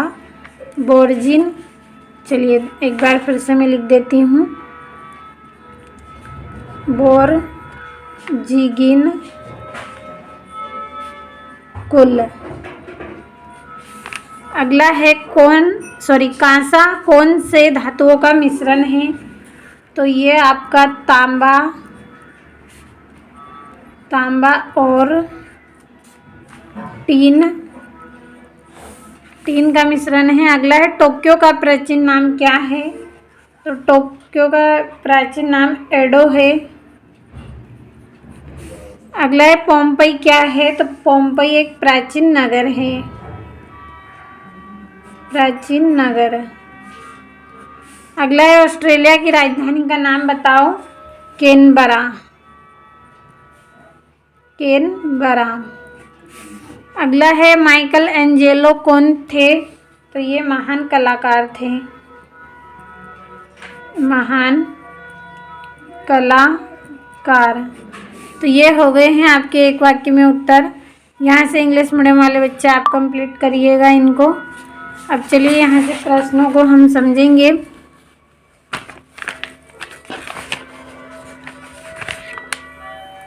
छठा आपका रहेगा, वर्ष वृत्तांत किसे कहते हैं? तो ये आपका छठा प्रश्न है। यहाँ से वर्ष वृत्तांत किसे कहते हैं? तो वर्ष दर वर्ष घटित होने वाली महत्वपूर्ण घटनाओं को क्रमबद्ध और लिखित विवरण वर्ष वृत्तांत कहते हैं। क्या है? वर्ष दर वर्ष होने वाली जो घटनाएं होती हैं उनके क्रमबद्ध लिखित विवरण को, यानी कि क्रम से लिखी गई जानकारी को वृत्तांत कहते हैं। इसमें किसी राज्य, समाज या सभ्यता के इतिहास को वर्षों के अनुसार दर्ज किया जाता है। इसमें क्या है, किसी राज्य, समाज या सभ्यता का जो इतिहास होता है उसे वर्ष के अनुसार दर्ज किया जाता है। और प्राचीन काल में इतिहास लेखन का यह एक प्रमुख तरीका था, जिससे हमें उस समय की राजनीतिक, सामाजिक एवं आर्थिक परिस्थिति की जानकारी मिलती थी। तो इंग्लिश मीडियम वाले बच्चे आप भी इनको अच्छे से कंप्लीट करें। यहाँ से हम अथवा पढ़ेंगे आपका एकास्म से क्या आशय है? तो एक ही विशाल पत्थर का काट छाट कर बनाई गई संरचना को एकास्म कहते हैं। इस प्रकार की रचनाएं बिना किसी जोड़ के एक ही पत्थर से निर्मित होती हैं और प्राचीन मंदिर, स्तंभ और मूर्तियां एकास्म कला के उत्कृष्ट उदाहरण हैं, जो इस समय की उन्नति शिल्पकला को दर्शाती हैं। तो देखिए क्या होता है, इसमें जो बड़े पत्थर होते हैं उनको काट कर छाट कर एक संरचनाएं बनाई जाती हैं जिसको एकास्म कहते हैं। और इस प्रकार की जो रचनाएं हैं वो पत्थर से ही निर्मित होती हैं। जो मंदिर हैं, मूर्तियां हैं, ये सब क्या है, इसकी बनी होती हैं, जिसे शिल्पकला को दर्शाती हैं। अब अगला आपका प्रश्न, समांतवाद का अर्थ बताइए। तो समांतवाद एक सामाजिक, आर्थिक और राजनीतिक व्यवस्था थी जिसमें राजा भूमि सामंतों को जिसमें क्या करता था, राजा भूमि सामंतों को देता था और बदले में सामंत राजा को सैन्य सेवा प्रदान करते थे। बदला में जो सामंत थे वो क्या करते थे, राजा को सेवा प्रदान करते थे सेना की। और इस व्यवस्था में किसान सामंतों की जो भूमि पर कार्य करते थे और उन्हें कर व सेवा देनी पड़ती थी। और समाज विभिन्न वर्गों में विभाजित था और किसानों की स्थिति कमज़ोर थी। तो कंप्लीट अच्छे से करें। अगला है, मैनर प्रणाली क्या थी? तो मैनर प्रणाली समांतवादी व्यवस्था का एक प्रमुख अंग है। क्या है ये? एक समांतवादी व्यवस्था का अंग है। इसमें समांत की विशाल कृषि भूमि को मैनर कहते हैं। इसमें जो कृषि का एक बड़ा भाग होता है उसे मैनर कहा जाता है। किसान इसी भूमि पर खेती करते हैं और बदले में सामंत को कर, श्रम और सेवाएं प्रदान करते हैं। जो किसान होते हैं वो क्या करते हैं, इस खेती पर काम कर लेते हैं और श्रम कर के रूप में सेवा प्रदान करते हैं और किसी भूमि से बंधे रहते हैं। जो कृषि भूमि है से ये बंधे रहते हैं किसान, और स्वतंत्र रूप से स्थान परिवर्तन नहीं कर सकते हैं। तो कंप्लीट अच्छे से कर लेना है आपको। अब यहाँ से आपका 8वां रहेगा, मार्टिन लूथर कौन थे? मार्टिन लूथर एक महान धार्मिक सुधारक थे।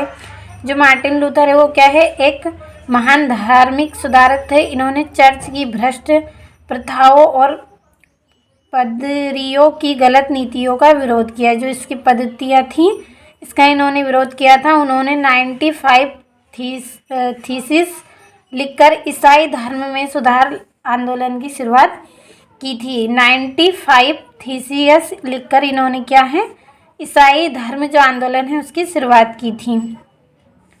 अगला है मानवतावाद क्या है? तो मानव के सम्मान, बुद्धि और मूल्य पर आधारित विचारधारा को मानवतावाद कहा जाता है। इसमें मानव को केंद्र में रखकर शिक्षा, कला और संस्कृति के विकास पर बल दिया जाता है। इसमें क्या है? मनुष्य को केंद्र में धरकर उसकी शिक्षा, उसकी कला, जो संस्कृति है उसके विकास पर बल दिया जाता है और पूर्ण जागरण काल में मानवता का विशेष महत्व रहा है।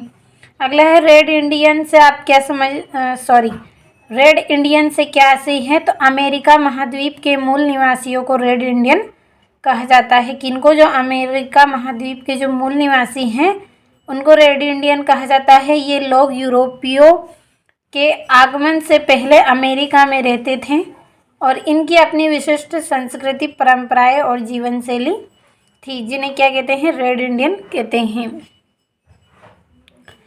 अब अगले प्रश्न की ओर हम बढ़ेंगे। तो गोल्ड रश क्या था? जब किसी क्षेत्र में सोना मिलने की सूचना फैलती थी और बड़ी संख्या में लोग रोजगार और धन की आशा में वहां पहुंचने लगते थे, तो इस घटना को गोल्ड रश कहा जाता था। क्या है कि जब किसी क्षेत्र में क्या है, सोना मिला है और उसकी सूचना फैल जाती है कि सोना मिला है, तो इस संख्या में जो लोग हैं वो क्या हैं? रोजगार और धन की आशा में कि उनको रोजगार मिलेंगे, पैसे मिलेंगे, इसकी आशा में वो क्या करते थे? वहाँ पर पहुँच जाते थे।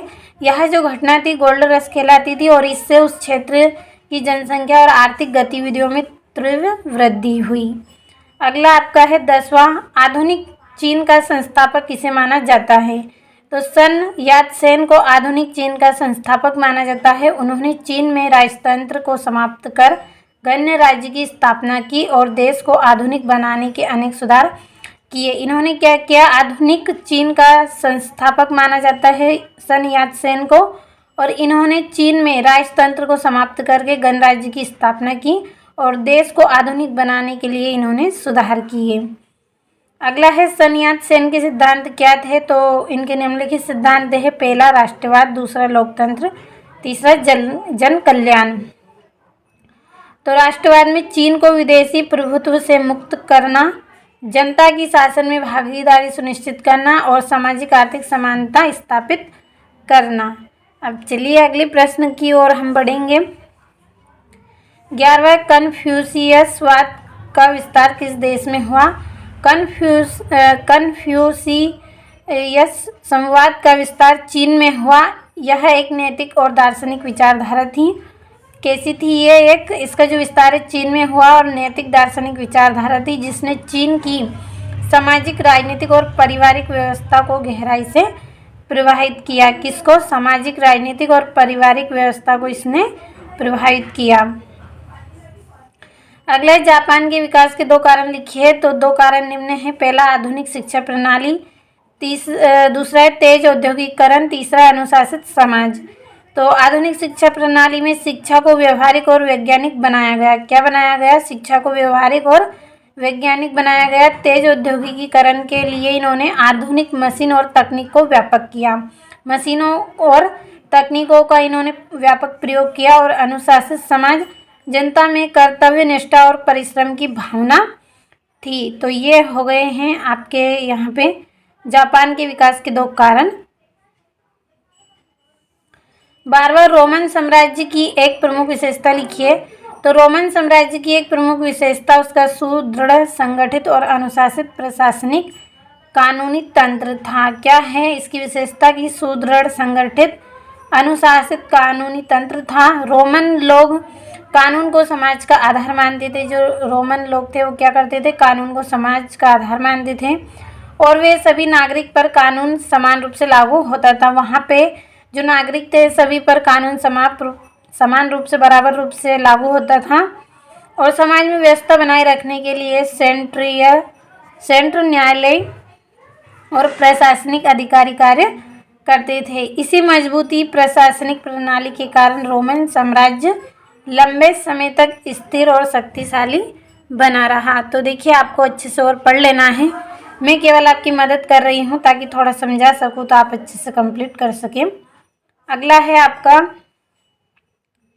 रोमन साम्राज्य की प्रमुख भाषा कौन सी थी? तो रोमन साम्राज्य की प्रमुख भाषा लैटिन थी। इस भाषा का प्रयोग शासन, प्रशासन, कानून, शिक्षा और साहित्य में किया जाता था। लैटिन भाषा ने पूरे रोमन साम्राज्य में एकता स्थापित करने में महत्वपूर्ण भूमिका निभाई और विभिन्न क्षेत्रों को आपस में जोड़ रखा था। यह जो भाषा है इसका प्रयोग शासन में, कानून, शिक्षा, साहित्य में किया जाता था और लैटिन भाषा ने पूरे रोमन साम्राज्य में एकता स्थापित कर दी और महत्वपूर्ण भूमिका निभाई और विभिन्न क्षेत्रों को इसने आपस में जोड़ा। 13वां है जी गुजरात क्या था। तो जी गुजरात प्राचीन मेसोपोटामिया सभ्यता की एक ऊंची, विशाल और सीढ़ी नुमा धार्मिक इमारत थी। क्या थी? मेसोपोटामिया सभ्यता की एक ऊंची, विशाल और सीढ़ी नुमा धार्मिक इमारत थी। इसका निर्माण देवताओं की पूजा के लिए किया जाता था। किसके लिए? देवता की पूजा करने के लिए। यह ईंटों से बनी होती थी। किससे? ईंटों से बनी होती थी। और प्रत्येक नगर, जी गुजरात, उस नगर के धार्मिक जीवन का केंद्र होता था और लोग इसे देवताओं का निवास स्थान मानते थे। धार्मिक जीवन का केंद्र था, इसलिए लोग इसे देवता का निवास स्थान मानते थे। अगला है कीलाकार लिपि क्या है। तो कीलाकार लिपि प्राचीन मेसोपोटामिया की सबसे प्राचीन लेखन प्रणाली थी। क्या है? मेसोपोटामिया की सबसे प्राचीन लेखन प्रणाली थी। इसमें कील के आकार के चिन्ह का प्रयोग किया जाता था। किसके? खील के आकार के चिन्ह का प्रयोग किया जाता था। यह लिपि मुख्य रूप से मिट्टी की तख्तियों पर लिखी जाती थी। किस पर? मिट्टियों की तख्तियों पर। और इसका उपयोग प्रशासनिक कार्यों और व्यापारिक लेखों तथा ऐतिहासिक अभिलेखों के लिखने के लिए किया जाता था। बढ़ते हैं अगले प्रश्न की ओर। तो मंगोल मध्य एशिया के घुमंतु और युद्ध प्रिय जनजाति लोग थे। इनका जीवन मुख्य रूप से पशुपालन और घुड़सवार पर आधारित था। जो मंगोल एशिया के घुमंतु और युद्ध प्रिय जनजाति के जो लोग थे, वो उनका जीवन मुख्य रूप से पशुपालन, पशुओं का पालन करना और घुड़सवारी पर ही आधारित था। वे घोड़े चलाने और युद्ध में अत्यंत कुशल थे। चंगेज खान के नेतृत्व में मंगोलों ने एक विशाल और शक्तिशाली साम्राज्य की स्थापना की, जो एशिया और यूरोप के बड़े भाग तक फैला हुआ है। तो अच्छे से समझ में आया होगा, ध्यान से आप पढ़े, अच्छे से समझें। अगला है कुपकुर क्या है। कुपकुर मंगोलों द्वारा आयोजित एक विशाल सामूहिक शिकार अभियान था। क्या है? मंगोलों के द्वारा आयोजित किया गया एक विशाल समूह शिकार अभियान था। इसमें बड़ी संख्या में लोग भाग लेते थे और केवल शिकार नहीं बल्कि मंगोल सैनिकों की युद्ध अभ्यास, अनुशासन और संगठन क्षमताओं को विकसित करने का एक महत्वपूर्ण माध्यम था। ये शिकार करने का ही एक क्या बोलते हैं अभियान नहीं था, बल्कि क्या था? सैनिकों के युद्ध अभ्यास और अनुशासन संगठन की क्षमता को विकास करने का एक महत्वपूर्ण माध्यम था, जिसे कुपकुर कहते हैं। अगला है सेनेट से क्या आशय है। तो सेनेट प्राचीन रोम की एक अत्यंत महत्वपूर्ण राजनीतिक संस्था थी। इसमें समाज के वरिष्ठ, अनुभवी और प्रतिष्ठित नागरिक शामिल होते थे। कैसे? समाज के वरिष्ठ, अनुभवी, प्रतिष्ठित माने हुए लोग इसमें शामिल होते थे। सेनेट का मुख्य कार्य कानून बनाना, प्रशासन को सलाह देना और शासन से संबंधित महत्वपूर्ण निर्णय लेना था। और रोमन शासन व्यवस्था में सेनेट की भूमिका अत्यंत प्रभावशाली थी। तो यहाँ पे देखिए, प्रशासन को सलाह देना, शासन से संबंधित महत्वपूर्ण निर्णय लेना, ये सब कार्य इसके अंतर्गत होते थे और यह एक प्रभावशाली था। तो अच्छे से समझ में आपको आया होगा। बढ़ते हैं हमारे अगले प्रश्न की ओर। तो कैस्टेला से क्या तात्पर्य है। कैस्टेला रोमन साम्राज्य में बनाए गए छोटे छोटे सैन्य किले थे। क्या थे ये? साम्राज्य में बनाए गए छोटे छोटे किले थे। इनका निर्माण साम्राज्य की सीमाओं की रक्षा करने के लिए किया जाता था। किसके लिए? साम्राज्य की सीमाओं की रक्षा करने के लिए। इन किलों में सैनिक रहते थे और वे बाहरी आक्रमणों से सुरक्षा प्रदान करने का कार्य करते थे। क्या करते थे वे? बाहरी आक्रमणों से सुरक्षा उनको मिलती थी। अगला है अपनी जमीन से मूल निवासियों को बेदखल क्यों कर दिया गया। अपनी ही जमीन से जो मूल निवासी है उनको बेदखल कैसे कर दिया गया था। तो मूल निवासियों को उनकी जमीन से इसलिए बेदखल कर दिया गया क्योंकि यूरोपीय उपनिवेशवादी और बसने वाले लोग खेती, खनन और नई बस्तियां बसाने के लिए अधिक भूमि चाहते थे। क्यों चाहते थे? क्यों निकाल दिया? क्योंकि उपनिवेशवादी क्या करते थे, बसने के लिए उनको खेती और बस्तियां बसाने के लिए अधिक भूमि चाहती थी। उन्होंने मूल निवासियों को असभ्य और पिछड़ा मानकर उनकी भूमि पर अधिकार कर लिया। इन्होंने क्या किया, मूल निवासी को असभ्य, कमजोर समझा, पिछड़ा समझा और उनकी भूमि पर अधिकार कर लिया। इस कारण मूल निवासियों को जबरन उनकी पारंपरिक जमीनों से हटा दिया गया। अब चलिए अगला प्रश्न हम देखेंगे। तो यहाँ से इंग्लिश मीडियम वाले बच्चे आप कंप्लीट करें। और अमेरिका वासियों के लिए फ्रंटियर शब्द क्या मायने थे? अमेरिका वासियों के लिए फ्रंटियर शब्द का अर्थ है वह सीमावर्ती क्षेत्र जहाँ लगातार नई बसावट फैल रही थी। क्या है? समवर्ती का वह क्षेत्र है जहाँ पर लगातार नई बसावट फैल रही थी। यह क्षेत्र नए अवसर, भूमि प्राप्त और आर्थिक विकास का प्रतीक माना जाता था। नए क्षेत्र भूमि प्राप्ति के आर्थिक अवसर का प्रतीक माना जाता था और फ्रंटियर को अमेरिका के विस्तार और प्रगति का आधार समझा जाता था। कंप्लीट अच्छे से कर लेना है आपको। यहाँ से है जेनजी की कथा से आप क्या समझते हैं? जेनजी की कथा जापान का एक प्रसिद्ध साहित्यिक ग्रंथ है। इससे उस समय के राज दरबार, समाज, संस्कृति और भावनात्मक जीवन की जानकारी मिलती है। तो छोटा सा आंसर है, आप अच्छे से कंप्लीट कर सकते हैं। अगला है जापान की राजनीतिक व्यवस्था को समझाइए। तो जापान की राजनीतिक व्यवस्था में सम्राट को राष्ट्र का प्रतीकात्मक प्रमुख माना जाता है। वास्तविक सत्ता प्रधानमंत्री और संसद के पास होती है। क्या है? जापान की जो राजनीतिक व्यवस्था है, सम्राट को राष्ट्र का प्रतीकात्मक के रूप में माना जाता है। वास्तविक सत्ता प्रधानमंत्री और संसद के पास होती है। जापान में संसदीय लोकतंत्र की व्यवस्था, जहां कानून संसद द्वारा बनाए जाते हैं। कानून किसके द्वारा बनाए जाते हैं? संसद के द्वारा। और सरकार जनता के प्रति उत्तरदायी होती है। 18 है वारका शीर्ष के बारे में लिखिए। वारका शीर्ष प्राचीन मेसोपोटामिया सभ्यता की एक प्रसिद्ध कलाकृति है। क्या है? सभ्यता मेसोपोटामिया की प्रसिद्ध कलाकृति है। यह उरक नगर से प्राप्त हुआ था। इसे संगमरमर या पत्थर से बनाया गया है। किससे? संगमरमर या पत्थर से बनाया गया है। और इसमें एक स्त्री के चेहरे को अत्यंत सुंदर और यथार्थ रूप से दर्शाया गया है। यहाँ पे एक स्त्री के चेहरे को सुंदरता के साथ प्रस्तुत किया है। माना जाता है कि यह किसी देवी या उच्च वर्ग की स्त्री का प्रतीक है। या तो उसे देवी मानते हैं या फिर उच्च वर्ग की स्त्री का प्रतीक है। और वारका शीर्ष से मेसोपोटामिया के लोगों की उन्नत मूर्तिकला और सौंदर्य बोध का ज्ञान मिलता है। इसलिए यह क्या है? वारका शीर्ष है। चलिए अगले प्रश्न की ओर बढ़ेंगे। तो मेसोपोटामिया सभ्यता की शहरी जीवन को समझाइए। तो मेसोपोटामिया सभ्यता का शहरी जीवन अत्यंत विकसित था। कैसा था? बहुत ही अत्यंत विकसित था। जहाँ बड़े बड़े नगर बसे हुए थे। कैसे नगर थे? यहाँ पे बड़े बड़े उरक और लगास नगरों में पक्के मकान, सड़कें, नालियाँ और जल निकासी की व्यवस्था थी।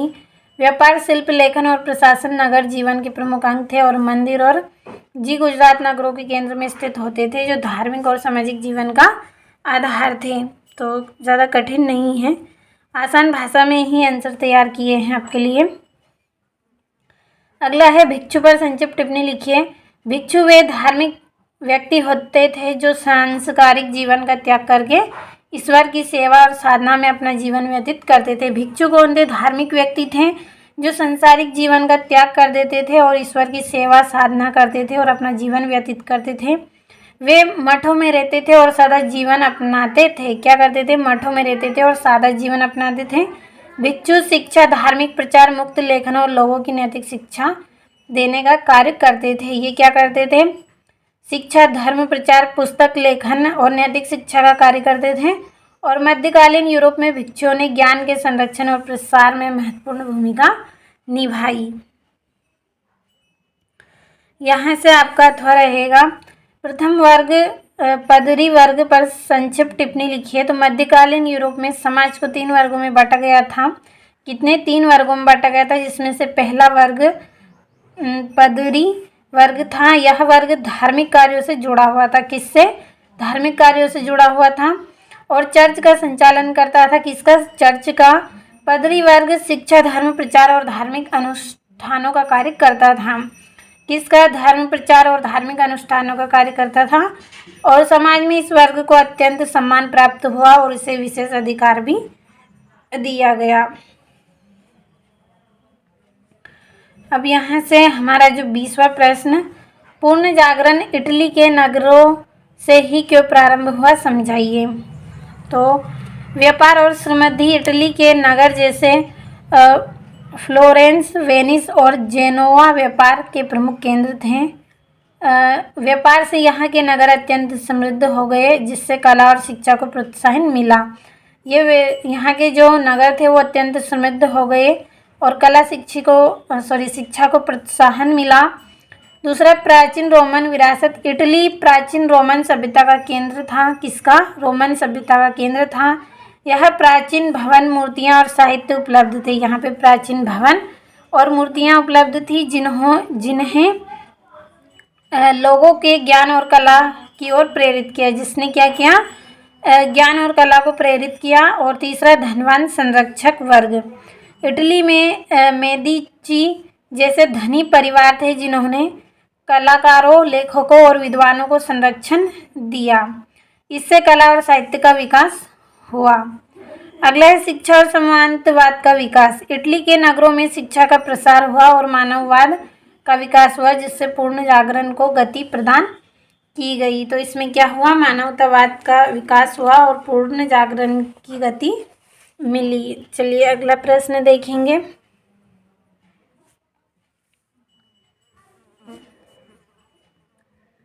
यहाँ से आपका रहेगा पूर्ण जागरण काल की वास्तुकला का वर्णन। तो प्राचीन यूनानी रोमन शैली का प्रभाव। पूर्ण जागरण वास्तुकला में प्राचीन यूनानी और रोमन शैली का पुनः अपनाया गया। किसको? वास्तुकला प्राचीन यूनानी और रोमन शैली को अपनाया गया। दूसरा है गुंबद और स्तंभों का प्रयोग। भवनों में बड़े गुंबद, मेहराब और मजबूत स्तंभों का प्रयोग किया गया। अगला है संतुलन और सममिति। इमारतों में संतुलन, अनुपात और सममिति पर विशेष ध्यान दिया गया। इमारत संतुलन और सममिति पर इसमें विशेष ध्यान दिया गया है। और प्रसिद्ध इमारतें सेंट पीटर्स चर्च और फ्लोरेंस का गिरजाघर पुनः जागरण वास्तुकला के उत्कृष्ट उदाहरण हैं। तो एक दो बार अच्छे से आप पढ़ लीजिएगा, कंप्लीट इनको कर सकते हैं।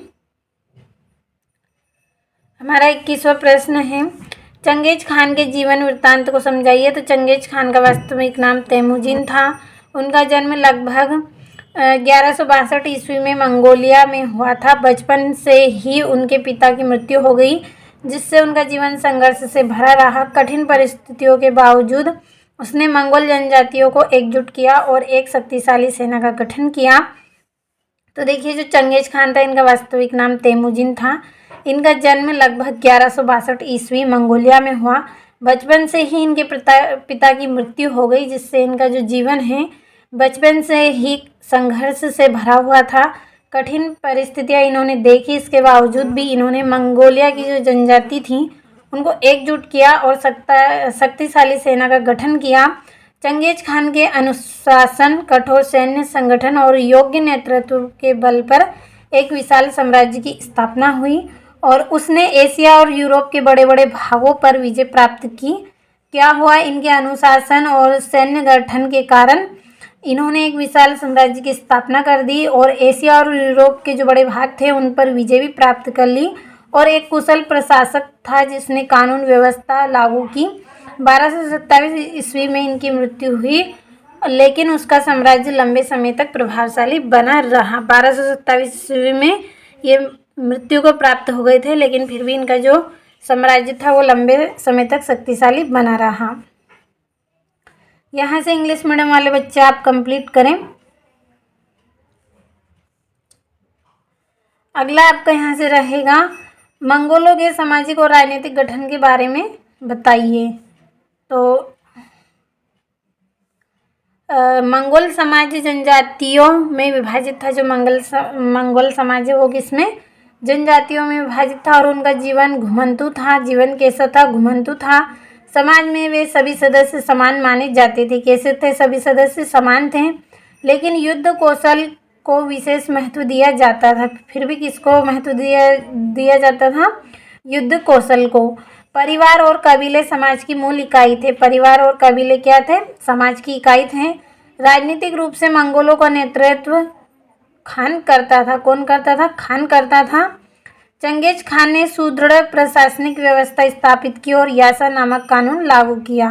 क्या किया इन्होंने, चंगेज खान ने सुदृढ़ प्रशासनिक व्यवस्था स्थापित करी और यासा कानून लागू किया और सेना को दशमलव प्रणाली में संगठित किया गया, जिससे शासन और नियंत्रण सरल हो गया। 22वां है मेसोपोटामिया सभ्यता में लेखन कला के विकास को समझाइए। तो मेसोपोटामिया सभ्यता में लेखन कला का विकास प्रशासनिक और आर्थिक आवश्यकता के कारण हुआ। जो मेसोपोटामिया सभ्यता थी वो लेखन कला के विकास और प्रशासनिक आर्थिक आवश्यकता के कारण हुआ। प्रारंभ में लोग वस्तुओं की गिनती के लिए चित्रों का प्रयोग करते थे।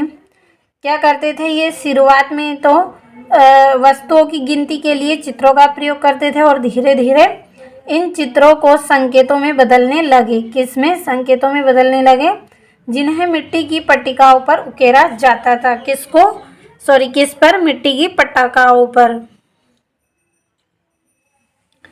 आगे है, इस लेखन पद्धति को कीला लिपि कहा गया है। क्या कहा गया है, इस पद्धति को कीलाकार लिपि कहा गया है। इसका उपयोग व्यापार, कर व्यवस्था, धार्मिक ग्रंथ, कानून और साहित्य के लेखन में किया जाता था। किसमें, कर व्यवस्था, धार्मिक ग्रंथ, कानून, साहित्य के लेखन में किया जाता था। और लेखन कला के विकास से शासन व्यवस्था सुदृढ़ और ज्ञान को सुरक्षित रखने में सहायता मिली। तो अच्छे से आप कंप्लीट कर लीजिएगा इनको। अब हम हमारा अगला प्रश्न देखेंगे। यहाँ से आप स्क्रीनशॉट लें। अगला आपका प्रश्न है, जिमरीलीन के मारी स्थित राजमहल के बारे में लिखिए। तो मारी का राजमहल मेसोपोटामिया सभ्यता की स्थापत्य कला का उत्कृष्ट उदाहरण था। जो मारी का महल है वो किसका, मेसोपोटामिया सभ्यता की स्थापत्य कला का उत्कृष्ट उदाहरण था। यह महल राजा जिमरीलीन द्वारा बनाया गया था। किसके द्वारा, राजा जिमरीलीन ने इस महल को बनवाया था। इसमें अनेक कमरे, आंगन, प्रशासनिक कार्यालय और भंडार गृह थे। इसमें कई कमरे हैं, कई आंगन हैं और प्रशासनिक कार्य और भंडार गृह भी हैं। यह महल न केवल शाही निवास था बल्कि प्रशासनिक केंद्र भी था। या कोई महल नहीं था बल्कि क्या था, प्रशासनिक केंद्र था। यहाँ से शासन, संचालन, व्यापार और कूटनीति कार्य किए जाते थे। क्या किया जाता था, शासन, संचालन, व्यापार और कूटनीति के कार्य किए जाते थे। और दीवारों पर बनी चित्रकारी और विशाल संरचनाएं उस समय की उन्नत कला और प्रशासनिक व्यवस्था को दर्शाती हैं। और दिए गए मानचित्र में निम्नलिखित को आपको दर्शाना है। तो मानचित्र आपको स्वयं ही इसका कंप्लीट कर लेना है। ये आपका सेट सी यहाँ पे कंप्लीट हो चुका है। पूरे प्रश्नों को आपने अच्छे से समझा होगा और अच्छे से आप एक दो बार इनको पढ़ लीजिएगा और आपको अच्छे से समझ में आएंगे। तो हमने 2 सेट कंप्लीट हो चुके हैं, हमारा तीसरा सेट भी हो चुका है। अब चलिए हमारा जो चौथा सेट है उसे हम कंप्लीट करेंगे। ये आपका यहाँ से चौथा सेट डी है, जिसका भी पूरा सोल्यूशन हम इस वीडियो में कंप्लीट करेंगे। तो यह जो क्लास है 10 मार्च के लिए बहुत ही इम्पोर्टेंट है। पूरे सेटों के प्रश्नों को आपको अच्छे से कंप्लीट कर लेना है।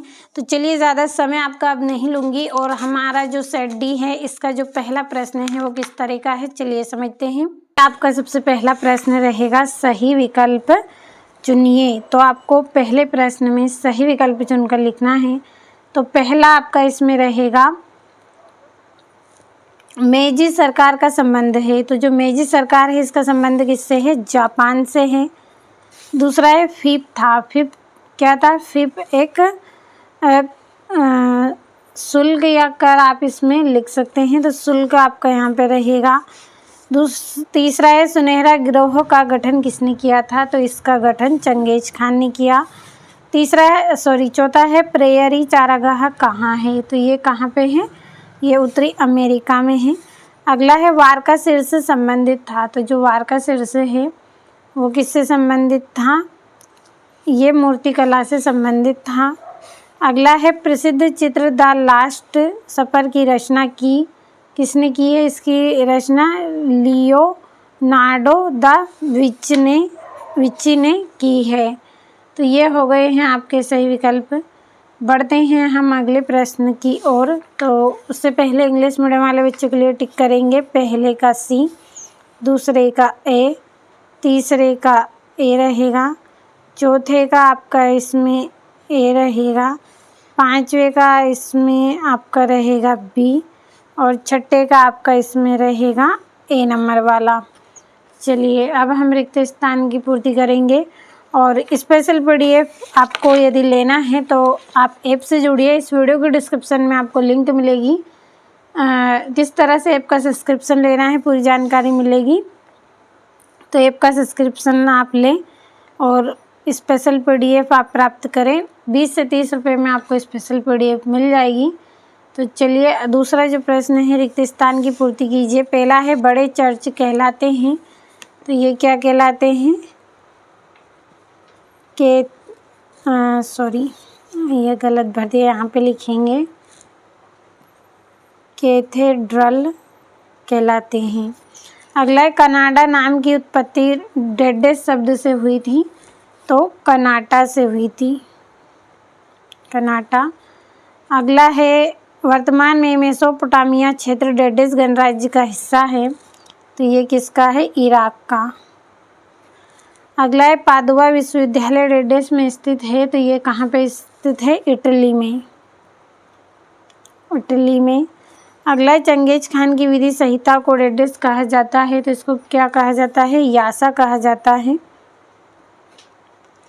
अगला है रोमन साम्राज्य में डेडेस परिवार का प्रचलन था, तो इसमें संयुक्त परिवार का क्या था, प्रचलन था, तो संयुक्त परिवार का प्रचलन था। ये हो गए हैं आपके रिक्त स्थान। अब इंग्लिश मीडियम वाले बच्चों के लिए मैं पहले टिक कर देती हूँ ताकि आपका समय बचे, आप डायरेक्ट स्क्रीनशॉट ले फिर। तो ये यहाँ से मैंने इंग्लिश मीडियम वाले बच्चों के लिए कंप्लीट कर दिए हैं रिक्त स्थानों को। अच्छे से स्क्रीनशॉट के माध्यम से कंप्लीट आप करें। अगला आपका प्रश्न है सत्य असत्य, आपको इसमें लिखना है। पहला है ढाकते हुए सूरज का देश जापान को कहा जाता है, तो ये आपका यहाँ पे सत्य रहेगा। दूसरा है फीब का संबंध नाइट से था, तो ये आपका सत्य रहेगा। अगला है जापान की राजधानी पीकिंग है, तो ये आपका इसमें सत्य रहेगा। चौथा आपका रहेगा इसमें पीली नदी हुहांग है, जापान की नदी, पीली नदी जापान की नदी है, तो ये आपका सत्य रहेगा। अगला है मेसोपोटामिया में जो पहली पट्टिकाएं पाई गई हैं वो लगभग 1200 ईस्वी की हैं, तो ये आपका यहाँ पे सत्य रहेगा।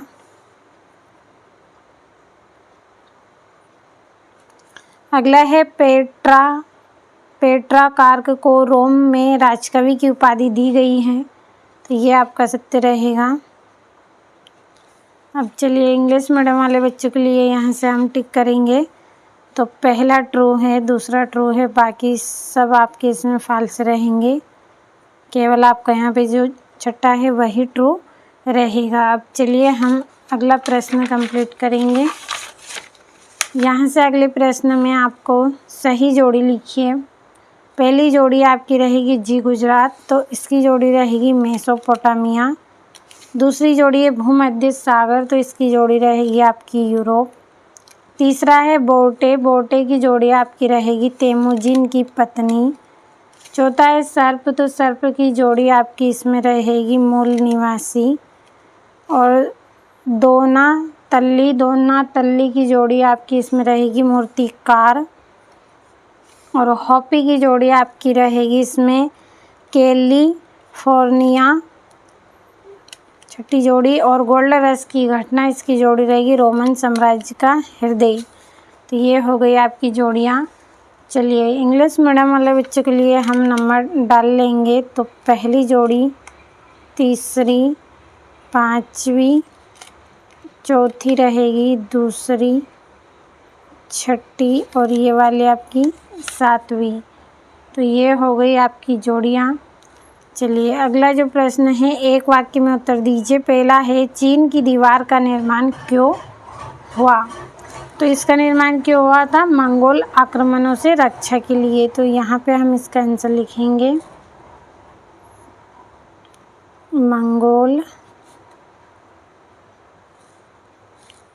मंगोल आक्रमणों से रक्षा के लिए चीन की दीवार का निर्माण हुआ था। दूसरा है, मेसोपोटामिया की प्रमुख देवी देवता का नाम लिखिए। तो इनकी जो प्रमुख देवी देवता के नाम क्या है? अनु और एनलील। अगला है, आधुनिक चीन के संस्थापक कौन थे? तो माओ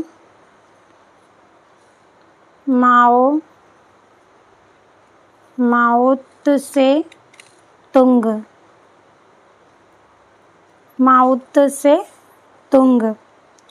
अगला आपका है, पादुआ विश्वविद्यालय में आयुर्विज्ञान के प्राध्यापक कौन थे? जो आयुर्वेद थे उनके वैज्ञानिक कौन थे? तो इसका आंसर हम यहाँ पे लिखेंगे, एंड्रियास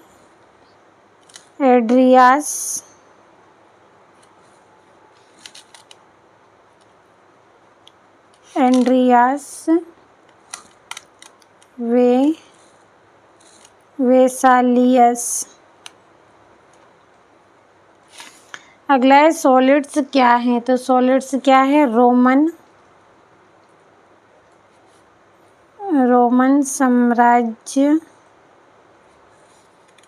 साम्राज्य का स्वर्ण सिक्का। अगला है, ऑस्ट्रेलिया की राजधानी का नाम बताओ। तो कैनबरा। क्या है? कैनबरा। अगला, किस भाषा में समुद्र को जी कहा जाता है? तो जापानी भाषा में।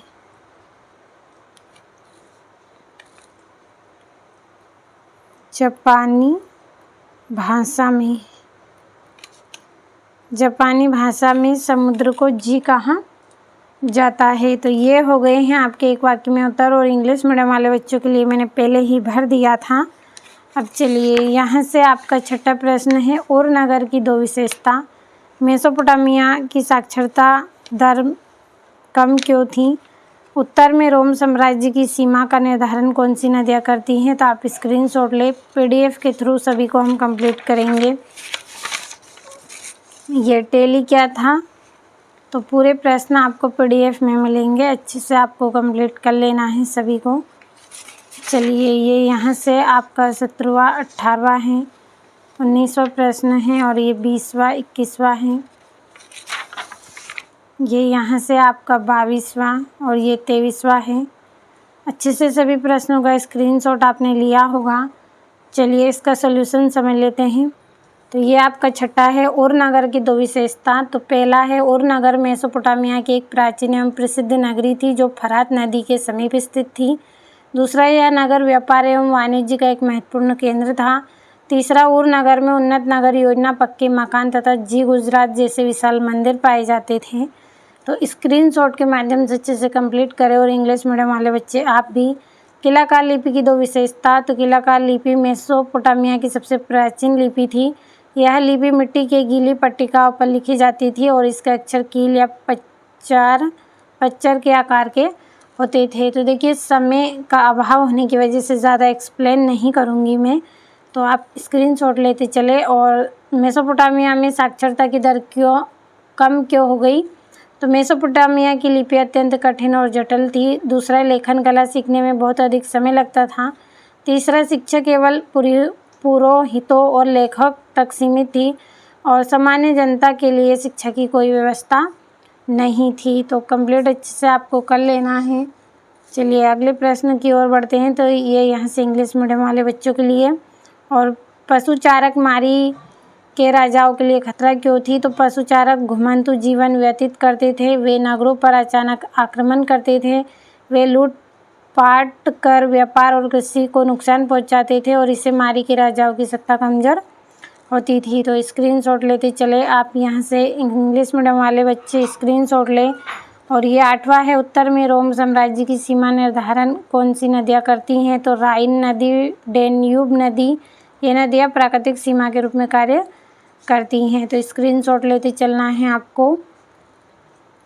चलिए ये यहाँ से नमामि गंगे परियोजना क्या है? तो स्क्रीनशॉट आप लें।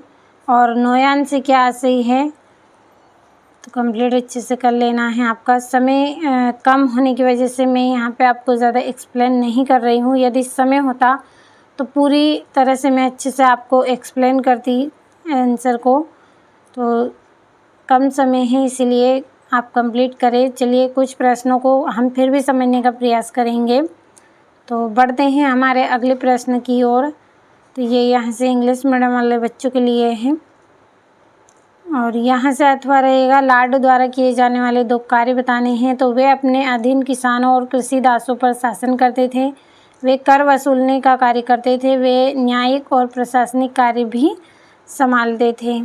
11वां टीत क्या था? टीत मध्यकालीन यूरोप में चर्च को दिए जाने वाला एक धार्मिक कर था।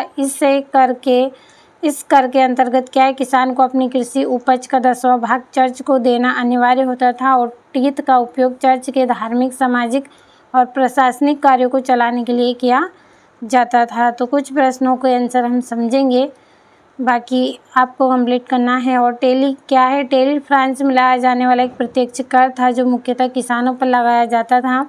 यह कर राज्य की आवश्यकता और शासक वर्ग के खर्चों को पूरा करने के लिए वसूला जाता था। टेली कर का बोझ गरीब किसानों पर अधिक पड़ता था जिससे उनमें असंतोष फैल गया। ये यहाँ से आपका 12वां है, फ्लोरेंस की प्रसिद्धि में किन लोगों का हाथ था? तो कोसिमो दे मेडिसी, लोरेंजो दे मेडिसी, और इन दोनों ने कला, साहित्य और शिक्षा को संरक्षण देकर फ्लोरेंस को पुनर्जागरण का केंद्र बनाया। तो स्क्रीनशॉट लेकर चलना है। यहाँ से ये आपका अथवा है। पुनर्जागरण कालीन 2 प्रतिभाशाली महिलाओं के नाम हैं, सोफोनिज्बा एगुइसोला और ईसोटा नोगारोला और लाविनिया फोंटाना। ये 2 महिलाओं के नाम थे, लेकिन 3 के आपको बता दिए हैं। यहाँ से उपनिवेश से क्या सही स्पष्ट करना है? उपनिवेश उस क्षेत्र को कहा जाता है जिस पर किसी शक्तिशाली विदेश देश का राजनीतिक, आर्थिक और प्रशासनिक नियंत्रण होता है। उपनिवेश में रहने वाले लोगों को अधिकार सीमित होते थे और उनका शोषण शासक देश अपने हित में करता था। और उपनिवेश व्यवस्था का मुख्य उद्देश्य शासक देश को लाभ पहुंचाना होता था। और ये यहाँ से नेटिव अमेरिकन से क्या तात्पर्य है? नेटिव अमेरिकन वे लोग होते हैं जो यूरोपीय लोगों के आगमन से पहले अमेरिका में निवास करते, वे अपनी स्वतंत्र संस्कृति, भाषा और परंपराओं के साथ रहते, इन्हें अमेरिका के मूल निवासी कहा जाता है। और ये यहाँ से आपका अगला, सन्यात सेन की 3 सिद्धांत। तो राष्ट्रवाद, लोकतंत्र, समाजवाद। तो विदेशी शासन का अंत कर चीन में स्वतंत्र बनाना। लोकतंत्र में आएगा जनता की भागीदारी से शासन व्यवस्था स्थापित करना। समाजवाद में आएगा आर्थिक समानता स्थापित कर जनता के कल्याण पर बल देना। अब दैन्य कौन थे? तो दैन्य फ्रांस के समाज का एक साधारण और निम्न वर्ग था। ये लोग मुख्य रूप से मेहनत कष्ट, छोटे कारीगर और गरीब मजदूर थे जो अपनी आजीविका के लिए कठिन श्रम करते थे। दैन्य वर्ग आर्थिक रूप से कमजोर था और उस पर करों का बोझ अधिक था। फ्रांस की सामाजिक और आर्थिक असमानताओं के कारण यह वर्ग असंतोष से भरा हुआ था, जिसने आगे चलकर क्रांति भावनाओं को बढ़ावा दिया। यहाँ से 15वां है, जापान के विकास के कारण।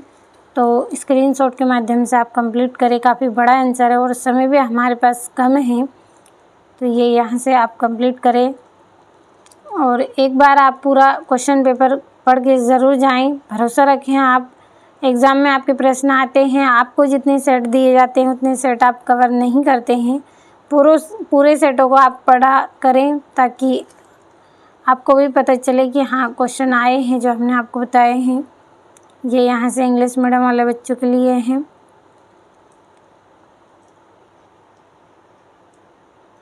और 4 आलसों का गठन किस प्रकार हुआ, स्पष्ट कीजिए। चंगेज खान की मृत्यु के बाद उसके विशाल साम्राज्य को उसके पुत्रों और उत्तराधिकारियों में बांट दिया गया था। इन भागों को अल्स कहा गया है। प्रत्येक अल्स एक स्वतंत्र प्रशासनिक इकाई थी जिनका शासन अलग अलग शासकों द्वारा किया जाता था। इससे मंगोल साम्राज्य का शासन सरल हुआ। तो जल्दी जल्दी आपको बता रही हूँ, इसलिए कुछ शब्दों को बोलने में गलती हो जाती है। अगला है चंगेज खान द्वारा अपनाई गई 4 प्रणाली क्या थी, इसकी मुख्य विशेषता लिखिए। पहला है संदेश वाहक घोड़ों के माध्यम से संदेश पहुंचाते थे। मार्गों पर विश्राम गृह बनाए गए थे। इस प्रणाली में शासन, सेना और व्यापार पर प्रभावी नियंत्रण स्थापित हुआ। स्क्रीनशॉट आपने लिया होगा। 18वां है पूर्ण जागरण काल की 3 प्रमुख विशेषता। पहला है मानवतावाद का विकास हुआ। कला, साहित्य और विज्ञान में उल्लेखनीय प्रगति हुई। धार्मिक अंधविश्वासों और रूढ़ियों का विरोध किया गया। तो कंप्लीट अच्छे से करें। यहाँ से ये इसका अथवा है। पूर्ण जागरण इटली के नगरों से ही क्यों प्रारंभ हुआ, आपको स्पष्ट करना है। तो इटली के नगर व्यापार, शिक्षा, सांस्कृतिक गतिविधि केंद्र थे। यह समृद्ध व्यापार वर्ग था जिसने कला और विद्या के संरक्षण दिया। प्राचीन रोमन सभ्यता के अवशेषों ने भी पूर्ण जागरण को प्रेरणा दी। ये यहाँ से 19वां है आपका। अमेरिकी मूल निवासी व यूरोपीय के मध्य परस्पर धारणाएं क्या थी, स्पष्ट करें। यूरोपीय लोग अमेरिकी मूल निवासियों के असभ्य और पिछड़ा मानते थे। दूसरा, मूल निवासी यूरोपियों को लालची और आक्रामक समझते थे। तीसरा, दोनों की संस्कृति, जीवन शैली और मूल्य एक दूसरे से भिन्न थे। ये यहाँ से आपको कंप्लीट करना है। ऑस्ट्रेलिया का आर्थिक विकास किस प्रकार हुआ। ऑस्ट्रेलिया का आर्थिक विकास कृषि, पशुपालन, खनन और व्यापार के माध्यम से हुआ। यूरोपीय उपनिवेशों की स्थापना से उद्योगों का विकास हुआ था। निर्यात व्यापार बढ़ा जिससे अर्थव्यवस्था सुदृढ़ हुई। चलिए यहाँ से इंग्लिश मीडियम वाले कंप्लीट करें। मेसोपोटामिया की सभ्यता की 4 विशेषता। पहली, यह नदी घाटी सभ्यता थी। दूसरा, यह किला छल लिपि का विकास हुआ। तीसरा, कृषि अर्थव्यवस्था पर आधारित थी। चौथा, नगर कानून और प्रशासन का विकास हुआ। तो कंप्लीट अच्छे से आपको कर लेना है। चलिए अगले प्रश्न की ओर बढ़ते हैं। तो ये यहाँ से इंग्लिश मीडियम मेसोपोटामिया की भौगोलिक विशेषताओं का वर्णन करना है। तो काफ़ी बड़ा प्रश्न है, समझेंगे तो बहुत अधिक समय लगेगा। तो स्क्रीनशॉट के माध्यम से आप अच्छे से 1-2 बार पढ़ लीजिए। इसको समझकर आप याद करेंगे तो अच्छे से कंप्लीट आप कर सकते हैं। ये यहाँ से आपको कंप्लीट कर लेना है। समय बहुत कम है, यदि समय होता तो मैं एक एक प्रश्न आपको डिटेल में समझाती। और ये यहाँ से सामंतवाद के पतन के 4 कारण आपको करने हैं। अगले प्रश्न की ओर बढ़ते हैं। तो यहाँ से इंग्लिश मीडियम वाले बच्चों के लिए है। चलिए अगला आपका ये यहाँ से मैनर की जागीर की प्रमुख विशेषता। मैनर एक स्वावलंबी आर्थिक इकाई थी। दूसरा, भूमि पर प्रभु का पूर्ण अधिकार होता था। तीसरा, किसान भूमि से बंधे होते थे और बेगार करते थे और उत्पादन मुख्यतः स्थानीय आवश्यकता के लिए होता था। चलिए अगले प्रश्न की ओर बढ़ते हैं। ये आपका 22वां, मेजी पूर्ण जागरण के बाद लोगों में राष्ट्र भावना का विकास करने के लिए क्या बदलाव किए गए, वर्णन आपको करना है। तो चलिए जल्दी से मैं पढ़ के बता देती हूँ। समांती वर्ग की शक्ति समाप्त कर एकीकृत राष्ट्रीय शासन स्थापित किया गया जिससे राष्ट्रीय एकता मजबूत हुई। दूसरा, पूरे देश में एक समान कानून और प्रशासनिक व्यवस्था लागू की गई जिससे लोगों में राष्ट्र के प्रति निष्ठा बढ़ी। तीसरा, राष्ट्रीय शिक्षा प्रणाली लागू की गई जिसमें राष्ट्रवाद, देशभक्ति और सम्राट के प्रति निष्ठा पर बल दिया गया। चौथा, अनिवार्य सैन्य लागू कर राष्ट्रीय सेना बनाई गई जिससे नागरिकों में राष्ट्र रक्षा की भावना विकसित हुई। 5वां, उद्योग, परिवहन और व्यापार के विकास से आर्थिक प्रगति हुई जिससे लोगों में राष्ट्रीय गौरव और आत्मविश्वास उत्पन्न हुआ। तो ये यहाँ से इंग्लिश मीडियम वाले बच्चे आप भी इनको कंप्लीट अच्छे से करिएगा। भरोसा रखें, आप पूरे क्वेश्चन आपके रहेंगे। जितनी तैयारी आपको करवाई गई है कंप्लीट करें। यहाँ से ये इसका अथवा है। और देखिए मैं भी आपके लिए मेहनत कर रही हूँ, तो आप थोड़ा सा सपोर्ट करें। यह जो वीडियो है अपने दोस्तों के साथ शेयर करें ताकि वो भी आपकी तरह अच्छे से एग्ज़ाम की तैयारी करें। सेट डी के पूरे प्रश्नों को हमने कंप्लीट कर लिया है। तो आज इस क्लास में मैंने आपको 4 सेटों का फुल सॉल्यूशन एक ही वीडियो में दिया है। मुझे उम्मीद है पूरा वीडियो आपने लास्ट तक देखा होगा।